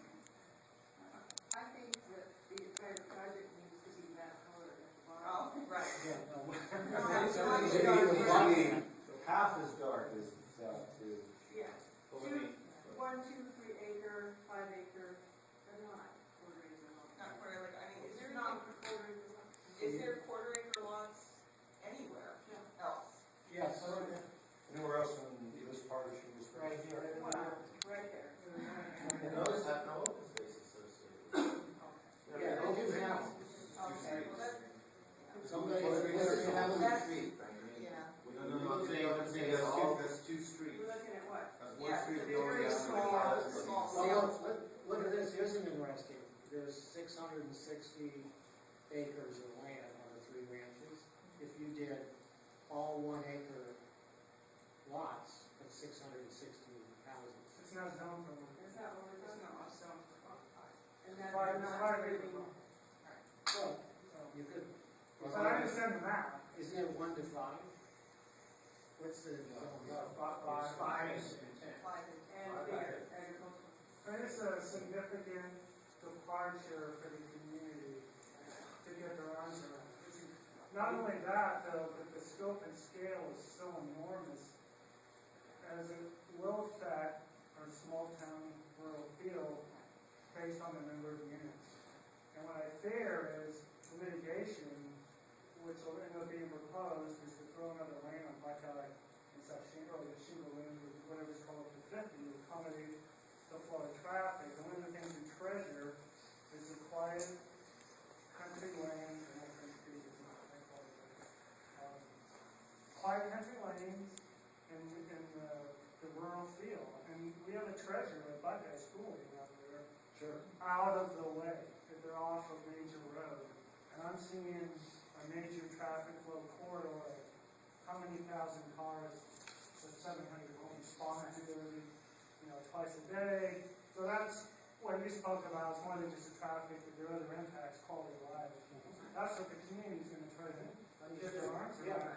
And it's going to increase the population of this community more than 50%, I think, depending on how many people live in Shingle. Yeah, I don't know what, normally there's an average house size that's calculated. Well, I'd say there's a 3,000 designated place in Shingle Springs that is a smaller area than Shingle Springs thinks of itself as Shingle Springs. And what is the average household size in that area, in the sense? Well, it's not, 2 something, 2 point something? yeah, 2, 3. Well, this will represent, not quite double. I Well, don't think, see, but I'm close just- to doubling the Yeah. size of the community. The EIR will also have that And population code projection. changing here. Wait. Has more than. Let's one at a time. Frank, go Okay, ahead. so that's the question I wasn't given the opportunity to answer. Joyce, you asked me what I thought if, let's say, pretty much open down on Southern. Right, option 4. Was basically moved further up. I'm gonna pretty much parrot what Tim said. It is not my selfish need to have my view changed of that parcel of land. My selfish need is that the quality of life of Shingle Springs is not as bad. We don't have increasing crime. We don't have an increase in traffic. We are not burdened by the noise, the light pollution that will come out of this. That is my selfish need. I want Shingle Springs to remain the way it is. I don't really care about the amount of houses that I'm going to be looking down from my view. That's not the reason. Okay. Just want an answer. Okay, so, no, that Joyce brought up that suggestion and testing it out here on the group. Yeah, I was just going back to what you originally told me, that it was a noise. Well, it is a noise. That noise will still be there. Right. Well, so clearly there's a relationship between number of units and traffic generated. So any of these 3 options would generate less traffic than the plan of 1,041 units. Less homes, and less than that would further make it. Correct. If you had 300 units, it would be less traffic than 700. I would think so. Right? Is this the same as up there? Yeah, we didn't put this here, by the way, this is just, Joyce asked a question. Gee, it looks very small, but this is 100 scale, meaning 1 inch equals 100 feet. Those maps over there are 200 scale, so this is 4 times the size of that. Everything's the same proportion, it's just different scale. So you said, how far is this road from this property line? And you'd have to measure like 1, 2, 3, that's about 300 feet, plus or minus. So every inch equals 100 feet on this map. So like right here from French Creek, 1, 2, 3, roughly 400 feet to the edge of that property line. That, just so you get a sense. That's Eve's house? Yeah, the solar. Yeah. Okay, so So right that- at that property line is Big Creek, so why is that not? Where? Creek is down. The creek is here. It goes, No, it's right there, it's right between, property line of Driver's Ranch. Right there. We listen. We don't build in the creek. We don't go in there. Well, but there's no, like, big green area around that. It is, It's a 100-foot setback. That's what that thin line Yeah. is, 100 feet. Yeah. 50 feet each side or 100 feet each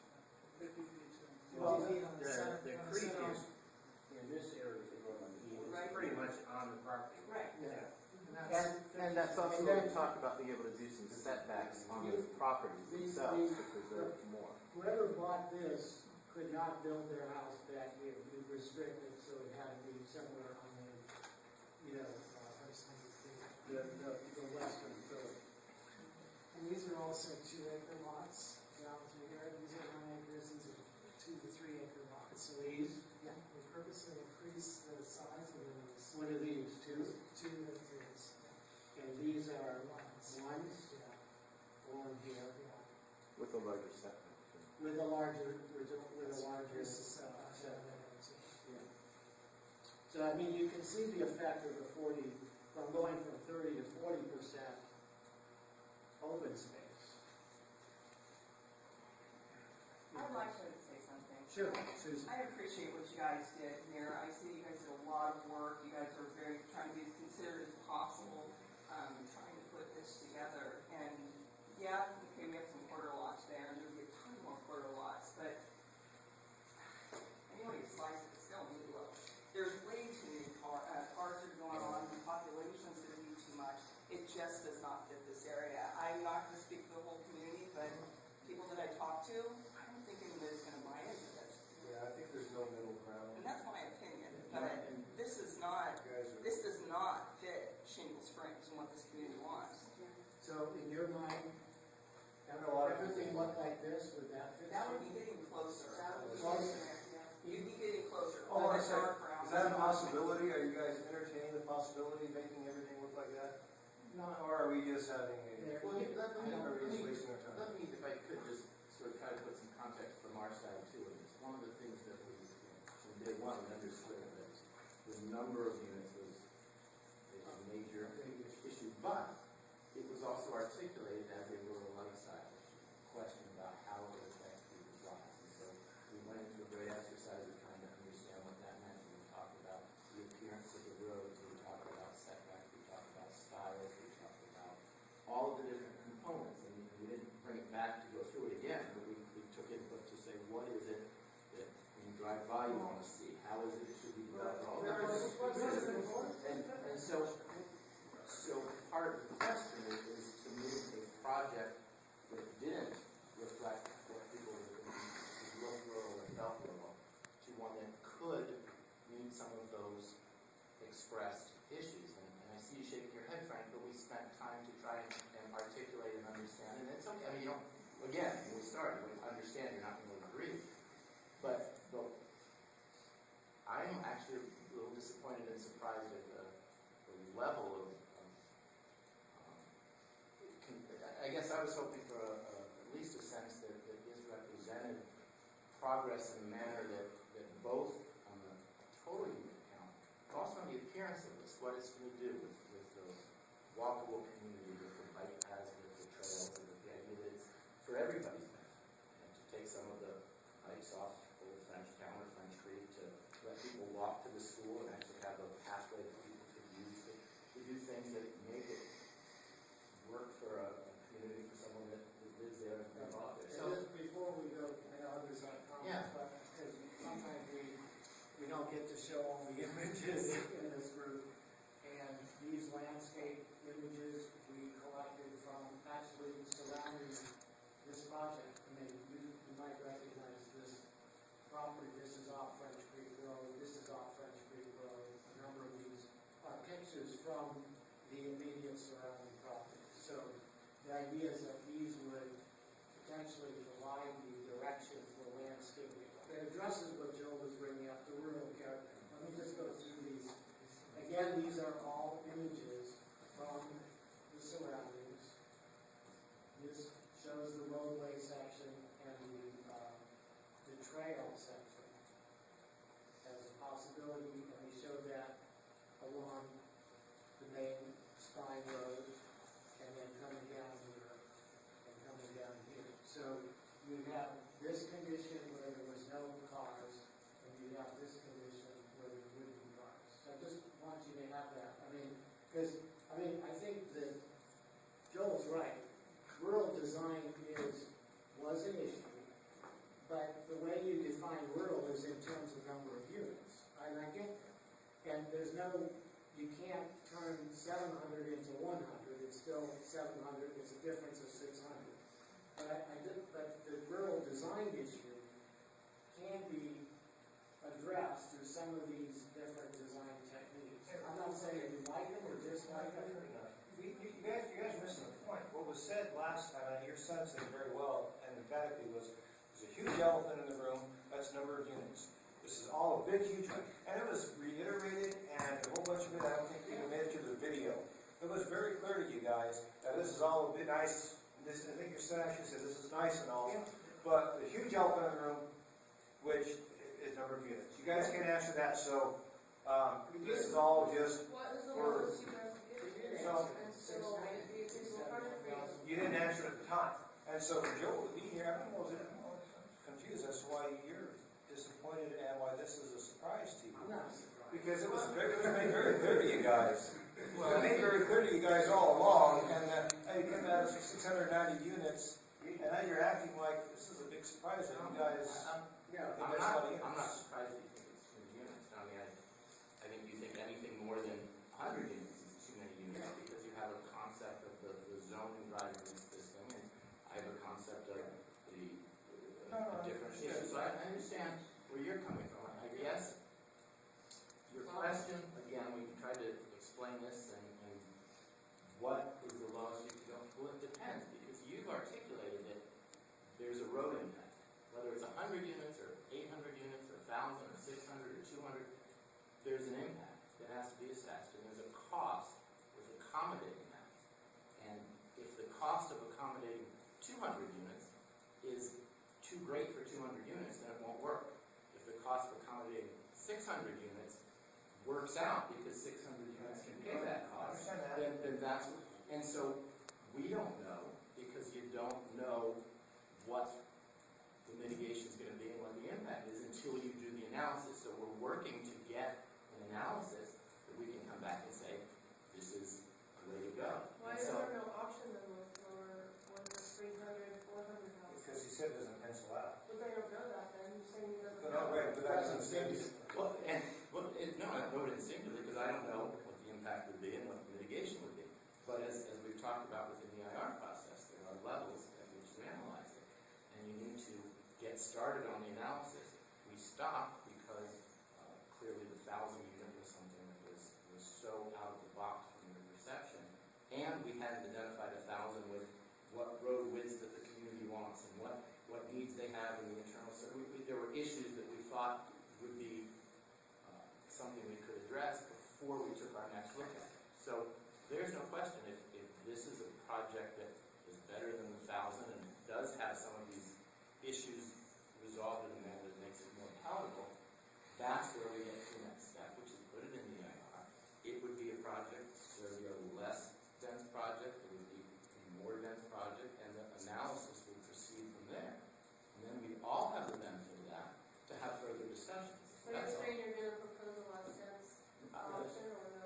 The EIR process forces that as part of the analysis. There has to be Not no- necessarily, there has to you be only no have to have project. two, no project and project. So That's true. if you're going to add in more, you're showing us three options at 690 homes. You haven't shown us any options of 500 homes. You haven't shown us any options of 400 homes. Right. And those are the types of analysis we would like to see in the EIR, and, and where you guys are Okay. still making your money, That's good but we're feedback. still Yeah, that's working. good feedback. Okay, you I don't want to discount all of these other considerations, Yeah, because it's they're all not- important considerations. Which The bike trails and the horse trails and the bioswales and the setbacks and the honoring the riparian and the wetlands and all that. That's all really important to us, and we did bring up all of those things, and they continue to be important. But I think the bottom line is, if it's a high density development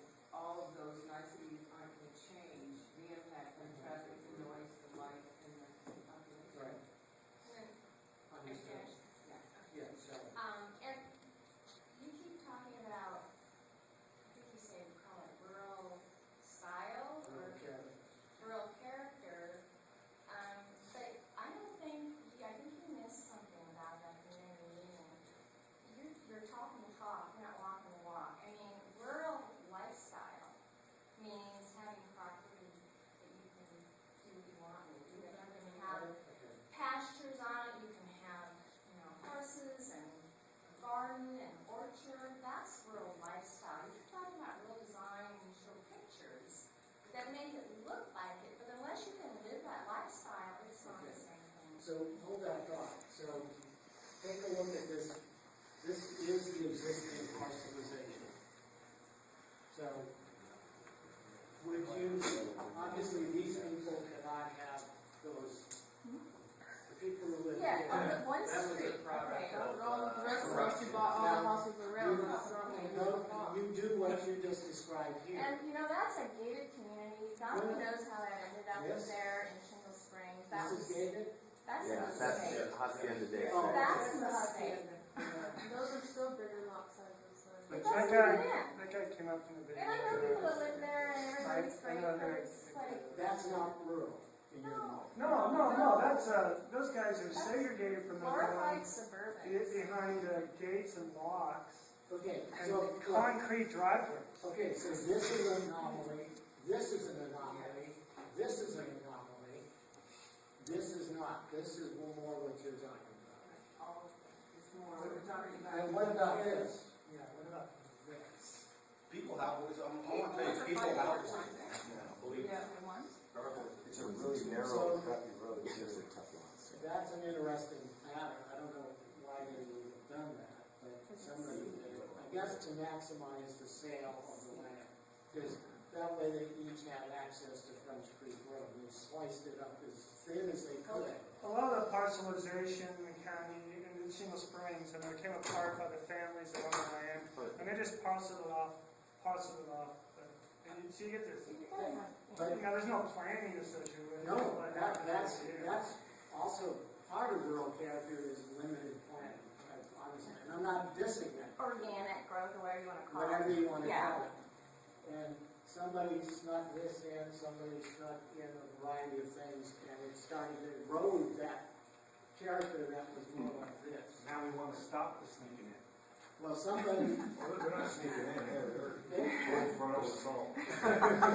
well, no, I totally understand, and that, there's, you know, That's rural. the It's golfers, not looking rural with the cute little mailboxes and a little narrow road. It's the lifestyle.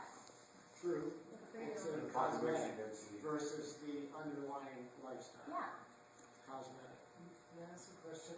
Would someone made a comment that you prefer to see more of this color? That would be closer versus quarter acre lots. You'd be getting Yeah, more- we'll just drive fewer units. People have ownership of, you know, they've got a little more freedom to That would at least match enjoy their property. those others. They don't, you know, they're not as close to their Those neighbors. are 1 acre pluses. Yeah, they are. That would at least, like I said, Those you are get what, more. Matthew, 1 to 3 acres down here? Yeah. So if we go back to option one, you'll see that you get a sense of pattern of development. Here it is. Go to 1 acre lots. And the trade-offs is, and maybe we misunderstood or I misunderstood your preferences, but I thought the community would value more having a common open space area. And maybe that's not the issue. Maybe the larger lots, having a bigger, Does it have to be either or? I Can mean, we your change premise units? is you're starting with the number of units. That Yeah. isn't moving. yeah. Well, it has to do with the traffic impact fees that would be generated, there, 40,000 per unit. 27, I think. Okay. And then the cost of the water and sewer infrastructure and the roadway system. You have to add all that in and see what the spreadsheet says at the bottom and whether you can sell the houses for what it would cost to put in all that infrastructure. So there is an economic feasibility relationship that has to be figured into it. No, I understand. Yeah, and so what you said though about different EIR alternatives, you could perform that economic analysis on those different levels of unit counts. Which is what's done in an alternatives analysis, because then you determine whether or not they're economically feasible or they That's achieve right. the project. Except in an EIR under SEQA, economics is not one of the criteria, just so you know. That would be a criteria for the Profits project, are other but the economics are not considered in SEQA. Well, there utilities is a considered. feasibility analysis in which economics does place. No, that's not 100% accurate. There has been sufficient case law, both for development and for development, that's identified that economic feasibility, economic viability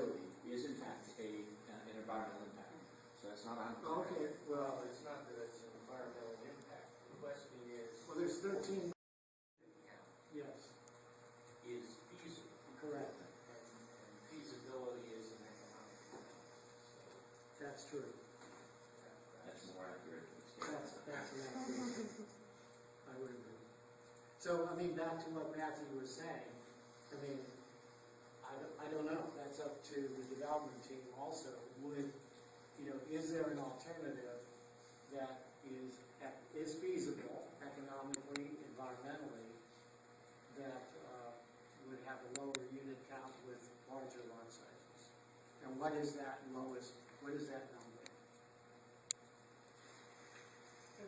Also, Let me ask, hypothetically, if there was a lower number and you were convinced that was the lowest it could be based on the economics, in your mind, is that worth pursuing in the return for this more integrated master planning approach? Or would you say, hey, I'd rather just have the 3 ranches and we'll see what happens and think, you see what I'm saying? Big variables of how much of the house is gonna sell for. Well, I don't care about that. Well, your point is, how many houses? Yeah. And you're saying, do we have a threshold, or we're gonna say, oh, no problem? They can sell one house. So- I don't know. I wasn't quite asking that. I was asking more of if there was a economically feasible plan with lower unit count and larger lots, and it was deemed to be economically feasible, does that approach warrant this integrated master plan of the 3 ranches going together versus the 3 ranches developing separately? So that was more my question, because I was trying to get at if you see a benefit in working toward a solution with this more master planning approach in mind. Sure. That's what we're doing. Yes. Yes? Sure, with your unit. Yeah, okay. Frank? Okay, so Yeah. we have brought this up before, we'll make it perfectly clear. I think I heard what Joel said. I heard he was disappointed. I heard that, understandably. I heard that this type of the changes that you've made, you've taken into account what you've heard us say is important for rural lifestyle. I'd like to add to that basically what was presented here was architecture, and we looked at it. It's not what we chose, but that's architecture that we looked at. Roads, pictures of mailboxes, things like that. That's all interesting. We cannot talk for the community. We may say, hey, you know what? We want 300 homes. We'll take 300. We can go look at it. Yeah.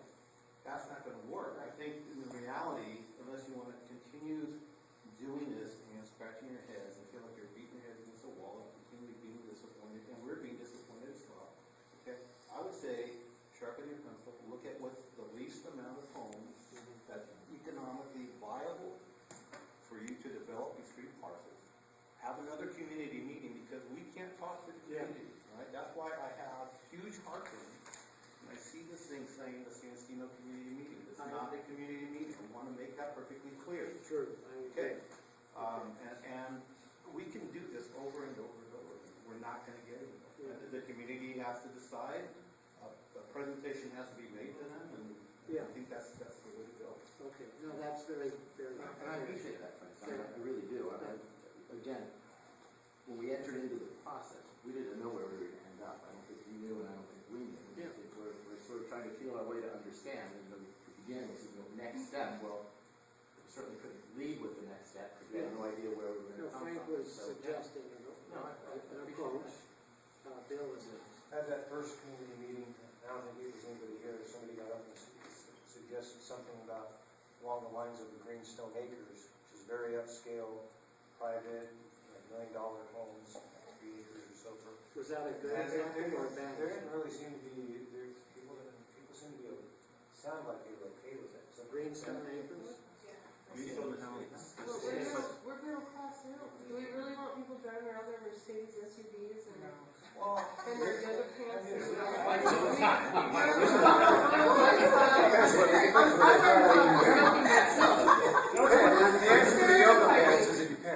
I would prefer it be middle. It seems like we're middle to upper middle class. That's what I would like to see. Is middle class lifestyle.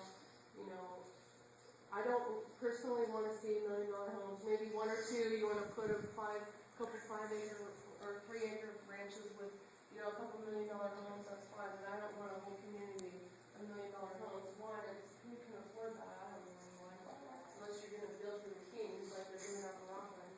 But, I mean, we're a middle class community, we want high, an upper class. Well, they were bringing up how they were kind of missing the mark and stuff, and I was recalling how somebody mentioned that Right. in one of the meetings, and there didn't seem to be a whole lot It's of. probably because of the lot size, we can get Right. more bang for your buck with the bigger Yeah, I house. think that's sort of the whole dynamic is, one, Greenstone Country can't be done because you get more than 50 units, you gotta set aside 30% open space, so a 5 acre parcel becomes a 3 acre parcel, and then it's not a 5 acre parcel, everybody gets, and then you have to sewer it, and so when you put sewer in, can you justify it economically? And the answer is probably not, and so the question, that's when you get into this, what is that number? And that's why it's not 100, and that's why it's, you know, it keeps going up, and so the question might be, if these developed as 3 separate ranches, you lose the benefit of unified circulation, you lose the benefit of being able to do some of the things that can be done.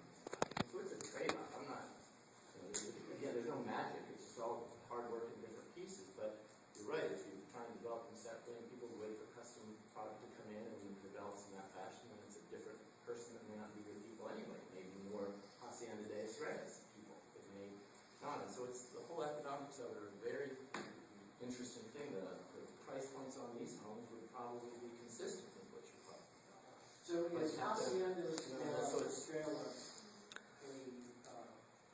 a target population or not? I guess I heard it's not. That's not what you want to see more of.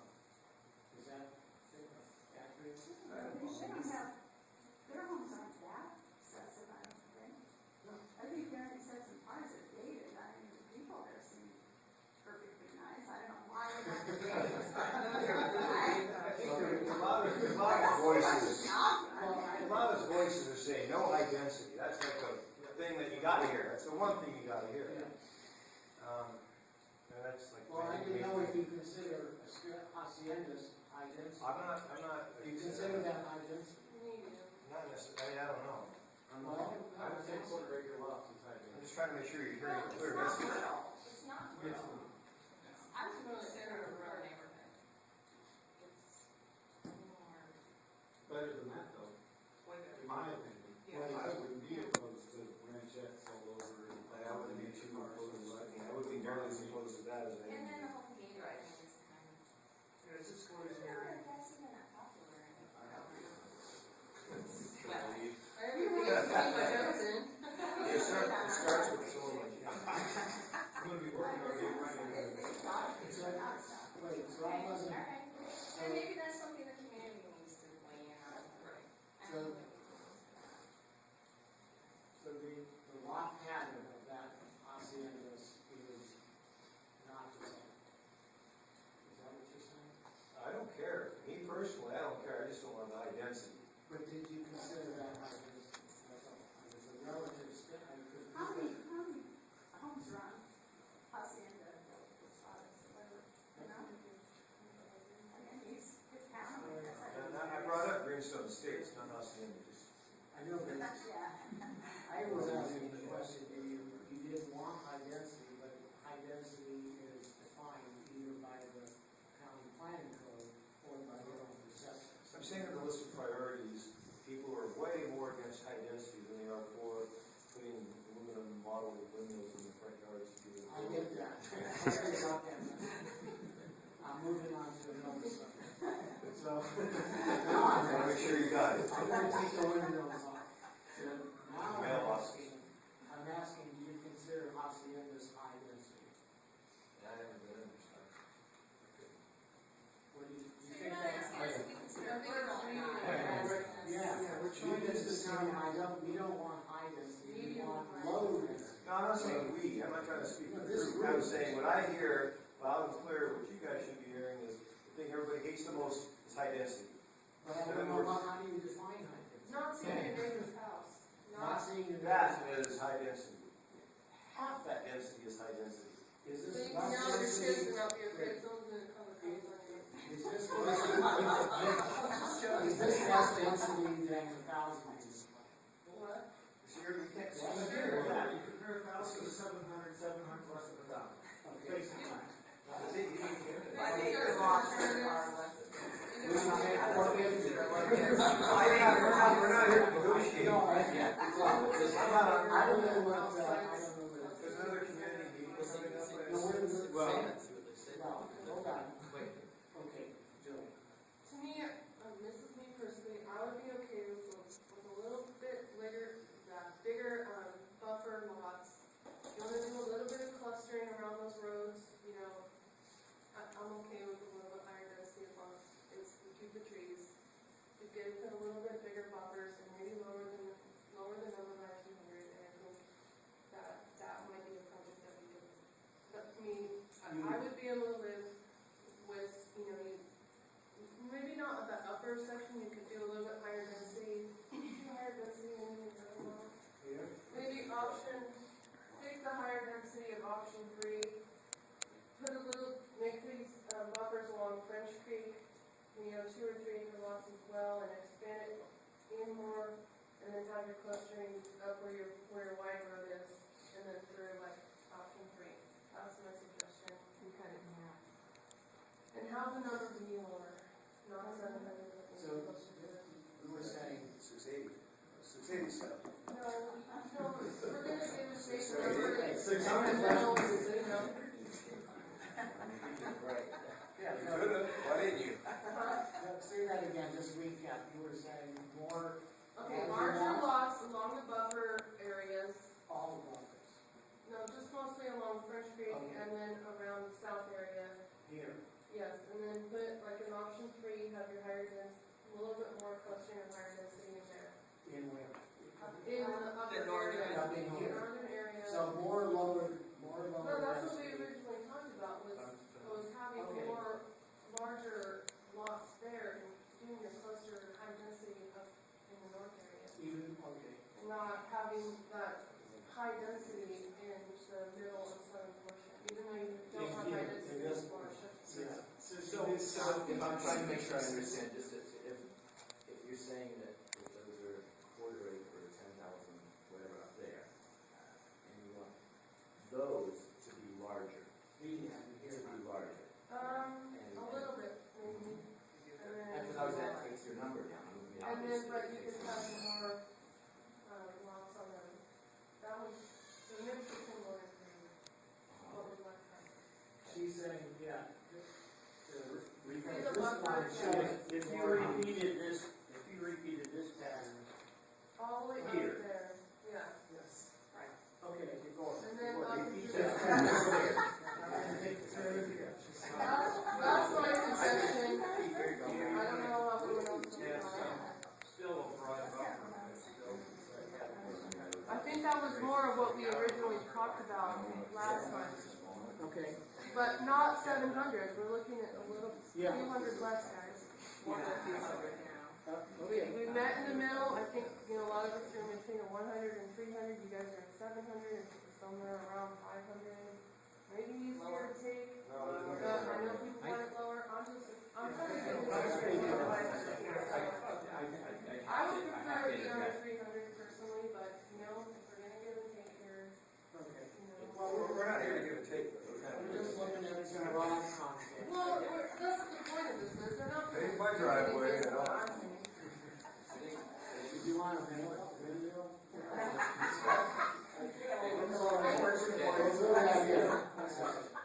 I think there were comments made in by the group earlier about a test of economic viability and Right. whether it's feasible or not. I really respect that. Yeah. These plans would have come back if they hadn't gone through at least a preliminary filter. I do want to take a second to identify what Joel said. We don't have everything perfected sitting here today as to what the economics are, but we do make a series of economic assumptions of Yes. what can work, how much it costs to build internally, what offsite expenses are, to be able to come up with studies like this. So there is an economic viability associated with the studies. We heard you loud and clear at the last meeting, show up with a unit count. And we believe we've attempted to accomplish that with the filter of economic viability. We hear you loud and clear in what you're saying. We will go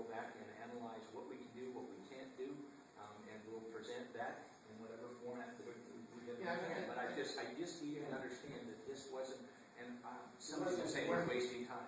I would not have participated in this with this group if I felt we were wasting your time. I respect your time that much more than you maybe think.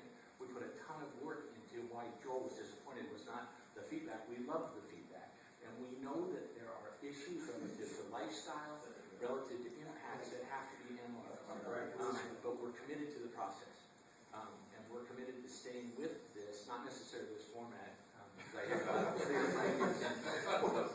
We understand what we need to do next. And I want to be, again, respectful of people's time. We said 6:30 to 8:30, but I want to make sure we get enough feedback on the table so that we can make the next appropriate business decision. And just for the next is, the roads are less expensive because we're not going all the way. They're different roads. If that's how come units come down because costs come down and things happen. So the thing shifts, and that's the point.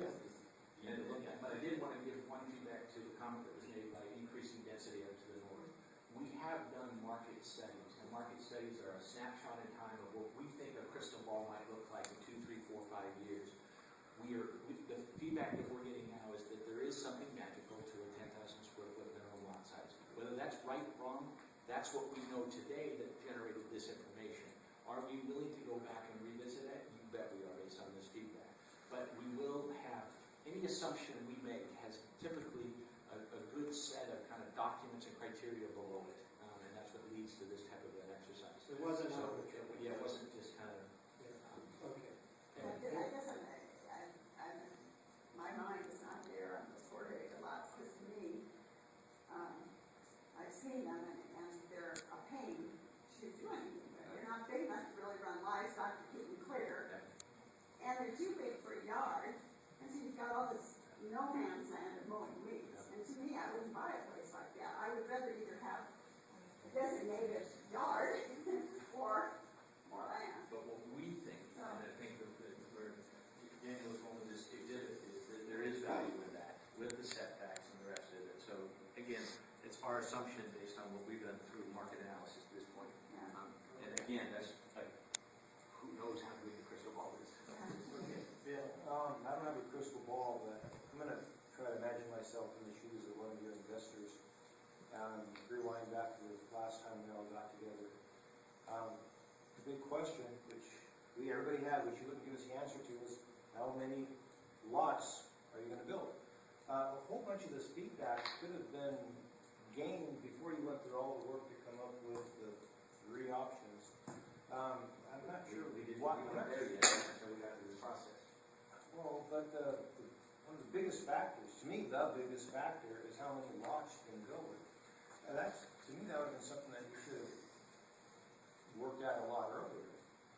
You came up with a number of lots before you worked out these 3 plans because they all have the same number of lots.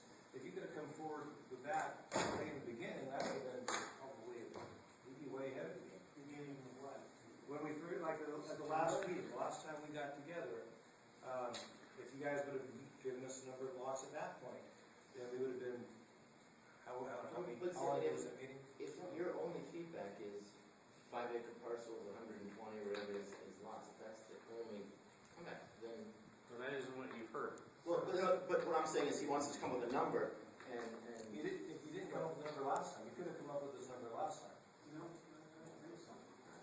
So, Not to do the process. 105 isn't the only number, because we know that with setbacks and with dedicated open space, you can have more units than that. And so when you look at those kinds of things that you can already do, we're looking at somewhere between 200, 250, maybe as high as 300. And I think that's a reasonable number.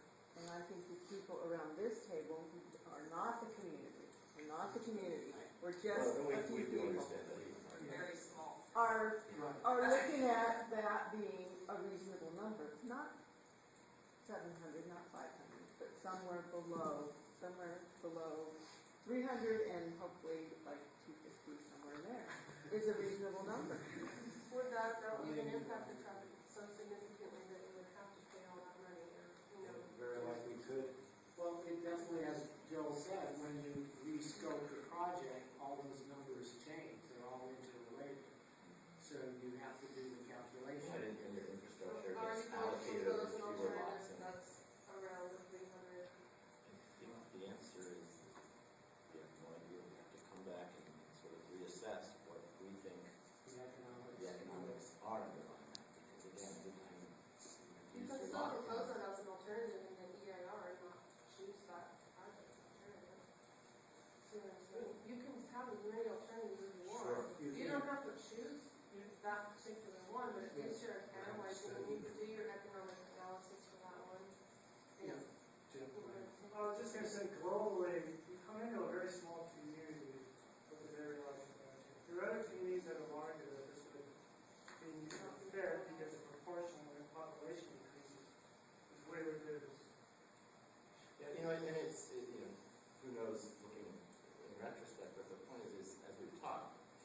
one of these property owners could have come in with a project separated in time by whatever period of time you're looking at, and each one would have had expectations based on what the general plan set out and how they looked at it and everything. And so, the question of, do you have three battles with three different property owners and have with three projects that don't fit together with their infrastructure and their interior circulation and being able to provide the benefits consistently over time and everything. I'm not sure that that's something, I'm not saying we receive credit for, that's not the point, but that there's a benefit to doing it in this fashion. And on the other hand, this project is scale. Well, I think it's if you talk to the people in Holiday Lakes who found the other project, it was a relatively dense project, and they said, we want certainty. We want to know over time that this is what we're going to get, this is how it will develop, we'll be involved in the drafting of the design guidelines and the CCNRs, we'll understand the impacts and everything, and it's time to do something that works for us. And their threshold is obviously different than the threshold we're doing here, but I just think that the reasoning behind their threshold is something that we should look at and ask you to understand when you're saying, what's our upper limit, and my point is the upper limit, if the project is well conceived and all of the things we've talked about in terms of the roadways and the open space and the pathways and the things that having it developed under a single set of plans has value that probably justifies more units than if you try to do it piecemeal. But at least for me, piecemeal would still be custom lots, which is what we live on. That's more of the characteristic of the community, having these large custom lots versus having 700 houses that all look the same, even some are close and some are further away. But the characteristic of our community is piecemeal custom lots. I do, except for, I guess, the Hacienda de Estrellas is an example of a size consistent with any one of the three ranches, right? And they came in and did the whole thing, and that developed differently than the individual density and what would it look like and how would it be. I think that depending on the timing, depending on how it happened, it would be something where you get density similar, but you wouldn't have the benefits that you can achieve now. Well, also, what actually calls are there in 5 acres? I mean, you do that, but I could visualize. Do you want control on your 5 acres? Yeah, I'm fine if you tell me I can't put 2 trailers on it. I'm not okay with that. I like having the freedom on my. Well, I think freedom's nice, except when it impacts your neighbors, of course, but like bringing junk cars and. I feel what you're saying. My neighbor's got 8 or 10 cars. Yeah. He just drives a trailer for their daughter with her second kid. Yeah, if you're gonna run this. But that's the area. It's like one end is nicer, and these guys are great people. You want that next to driving by? No, they're cool people. It's part of the community, part of the character. I think you can follow it. We're not We can use it.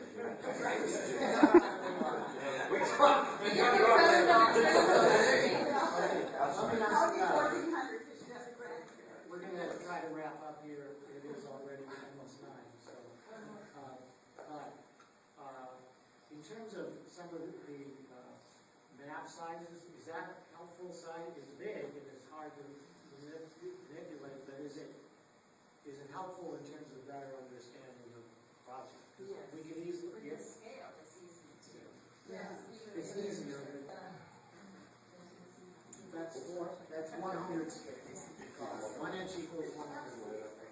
So, because any future plans, I just wanted to get feedback on how we present some of this, because it might help in the larger community coming to grips with these different ideas. Okay, and so then, do you have suggestions? Frank mentioned, okay, maybe we need a larger community, go back and do some work, come up with some economically feasible plans, if there are any, for lower unit counts. And so,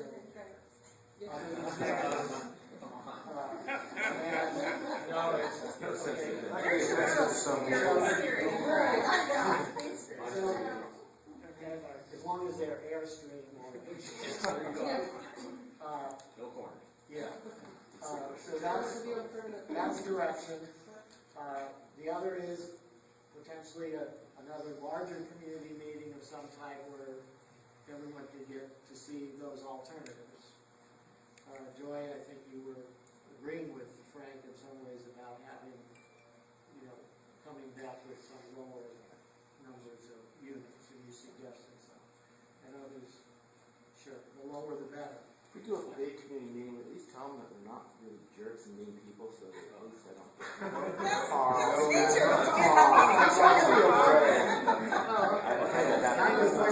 Yeah, I can clearly, I'm going to get it out of this room. So are there Yes, Frank.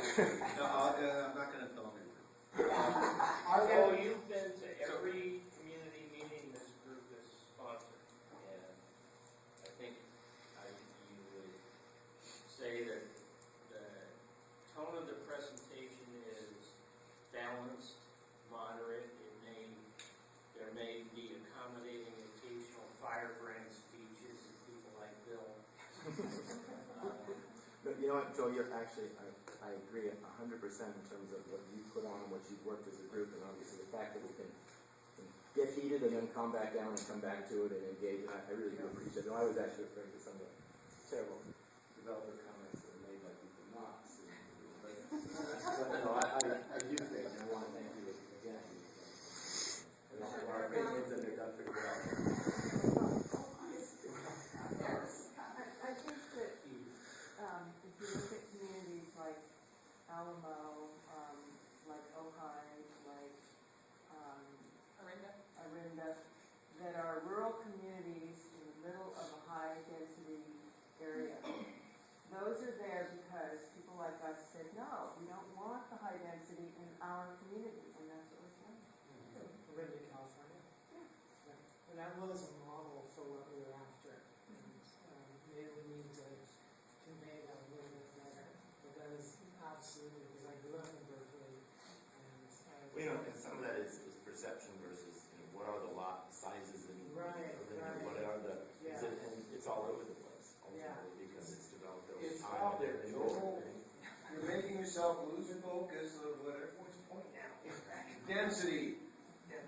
But there Stop are talking yourself out of Susan. Listening to I'm it. wondering, Bacon and the other gentleman, are you guys familiar with our other meetings in the community and the outcry that's been? Yeah, they've You've been there? Yeah, I was there. Are there any other? It's Aiden. He was in it. Aiden, sorry. I think we have some direction. Are there other suggestions on process or things that you would, or the community at large, you think would want to see or would think? I guess when we regroup, are you comfortable with us going back communicating through Joel as to asking questions and processing? Is that where we are? Okay. But I do think, I don't want to have an expectation from us. We don't know, I think this process has run its course. It's now back on us.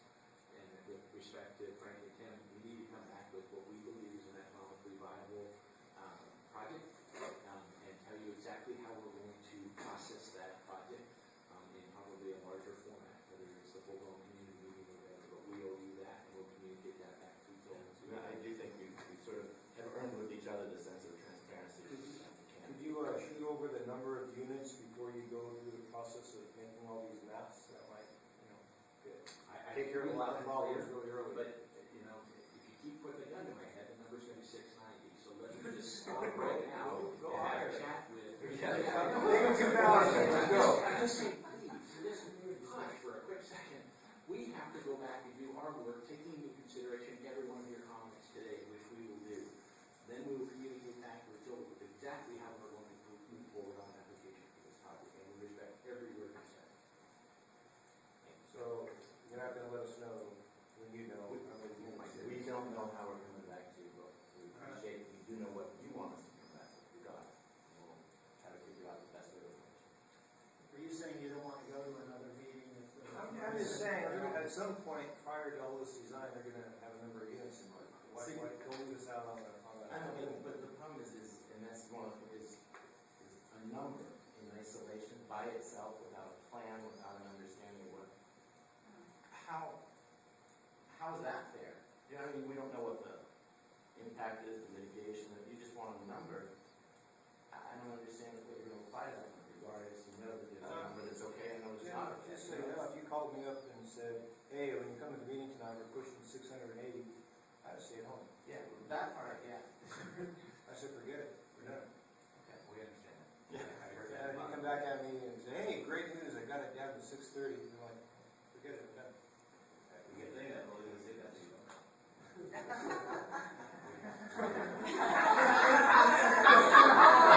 I'm not telling you the real number, but tell Bill it's 675.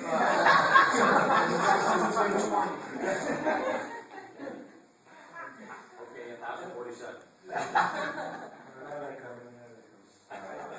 In case the team is interested, is there a willingness to have another one of these meetings? Just if that was, are you willing to participate in another session? Can we have a heads up first?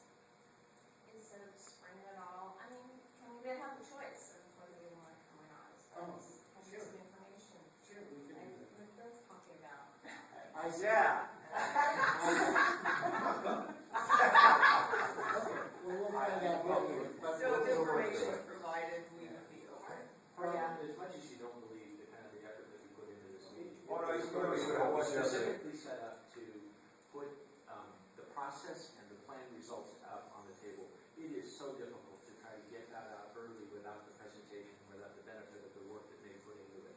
So we hear you loud and clear. If there's a heads up, I think my gut tells me at this stage we probably need a broader community hearing to put on the table what the application will look like, as opposed to coming back one more time. I'm not trying to dissuade that, but that's my gut at this point. And so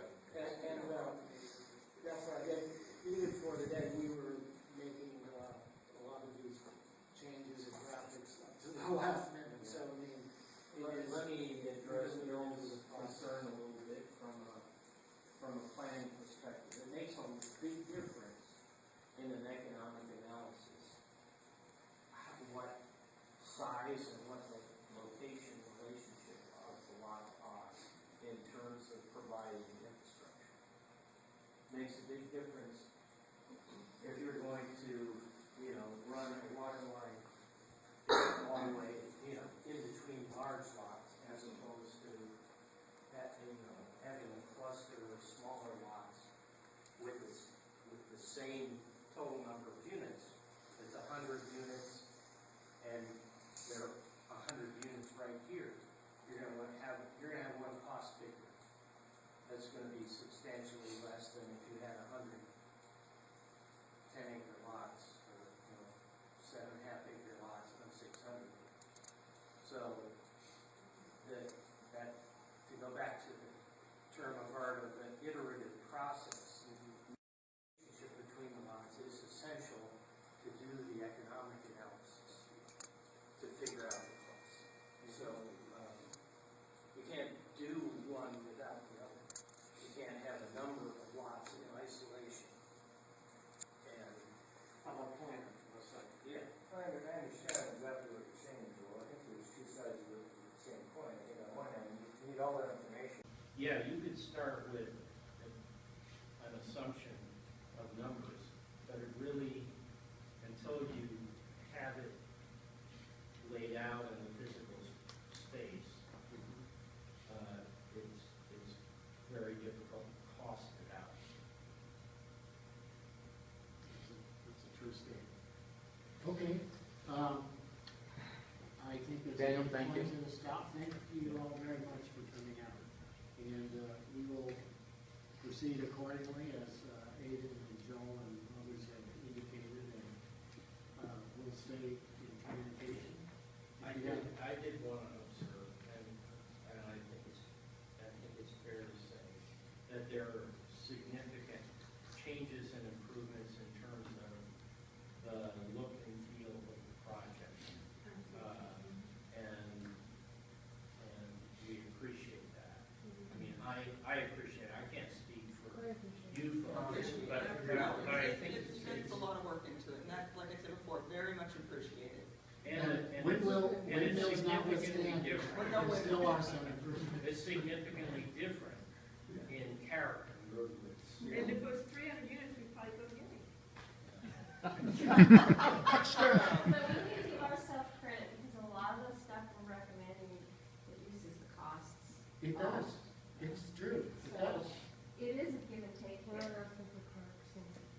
Well, and also, the roads and the no gutters and the no sidewalks. I love that. We It's- prefer it to that. And also, just so you understand, if you widen Fresh Creek and straighten it out, I'd be happy. You would like that? I mean,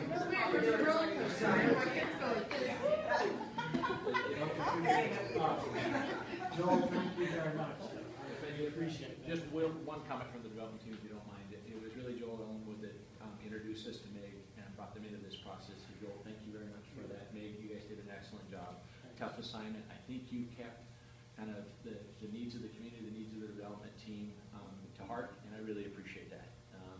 And so whatever happens next, I just wanted to thank each of you individually. It takes time, effort, sweat, blood, and tears to participate in this process, and we appreciate that completely. And we, whether this format continues again, but we will continue the dialogue, I promise you, and thank you very much. And Matthew, who did a lot of the work with, thank you. Yeah, it is too, yeah, absolutely. Okay, everybody, thank you very much. Whoever has Have a great the evening. most people at home that would appreciate it. If I show up with those, they're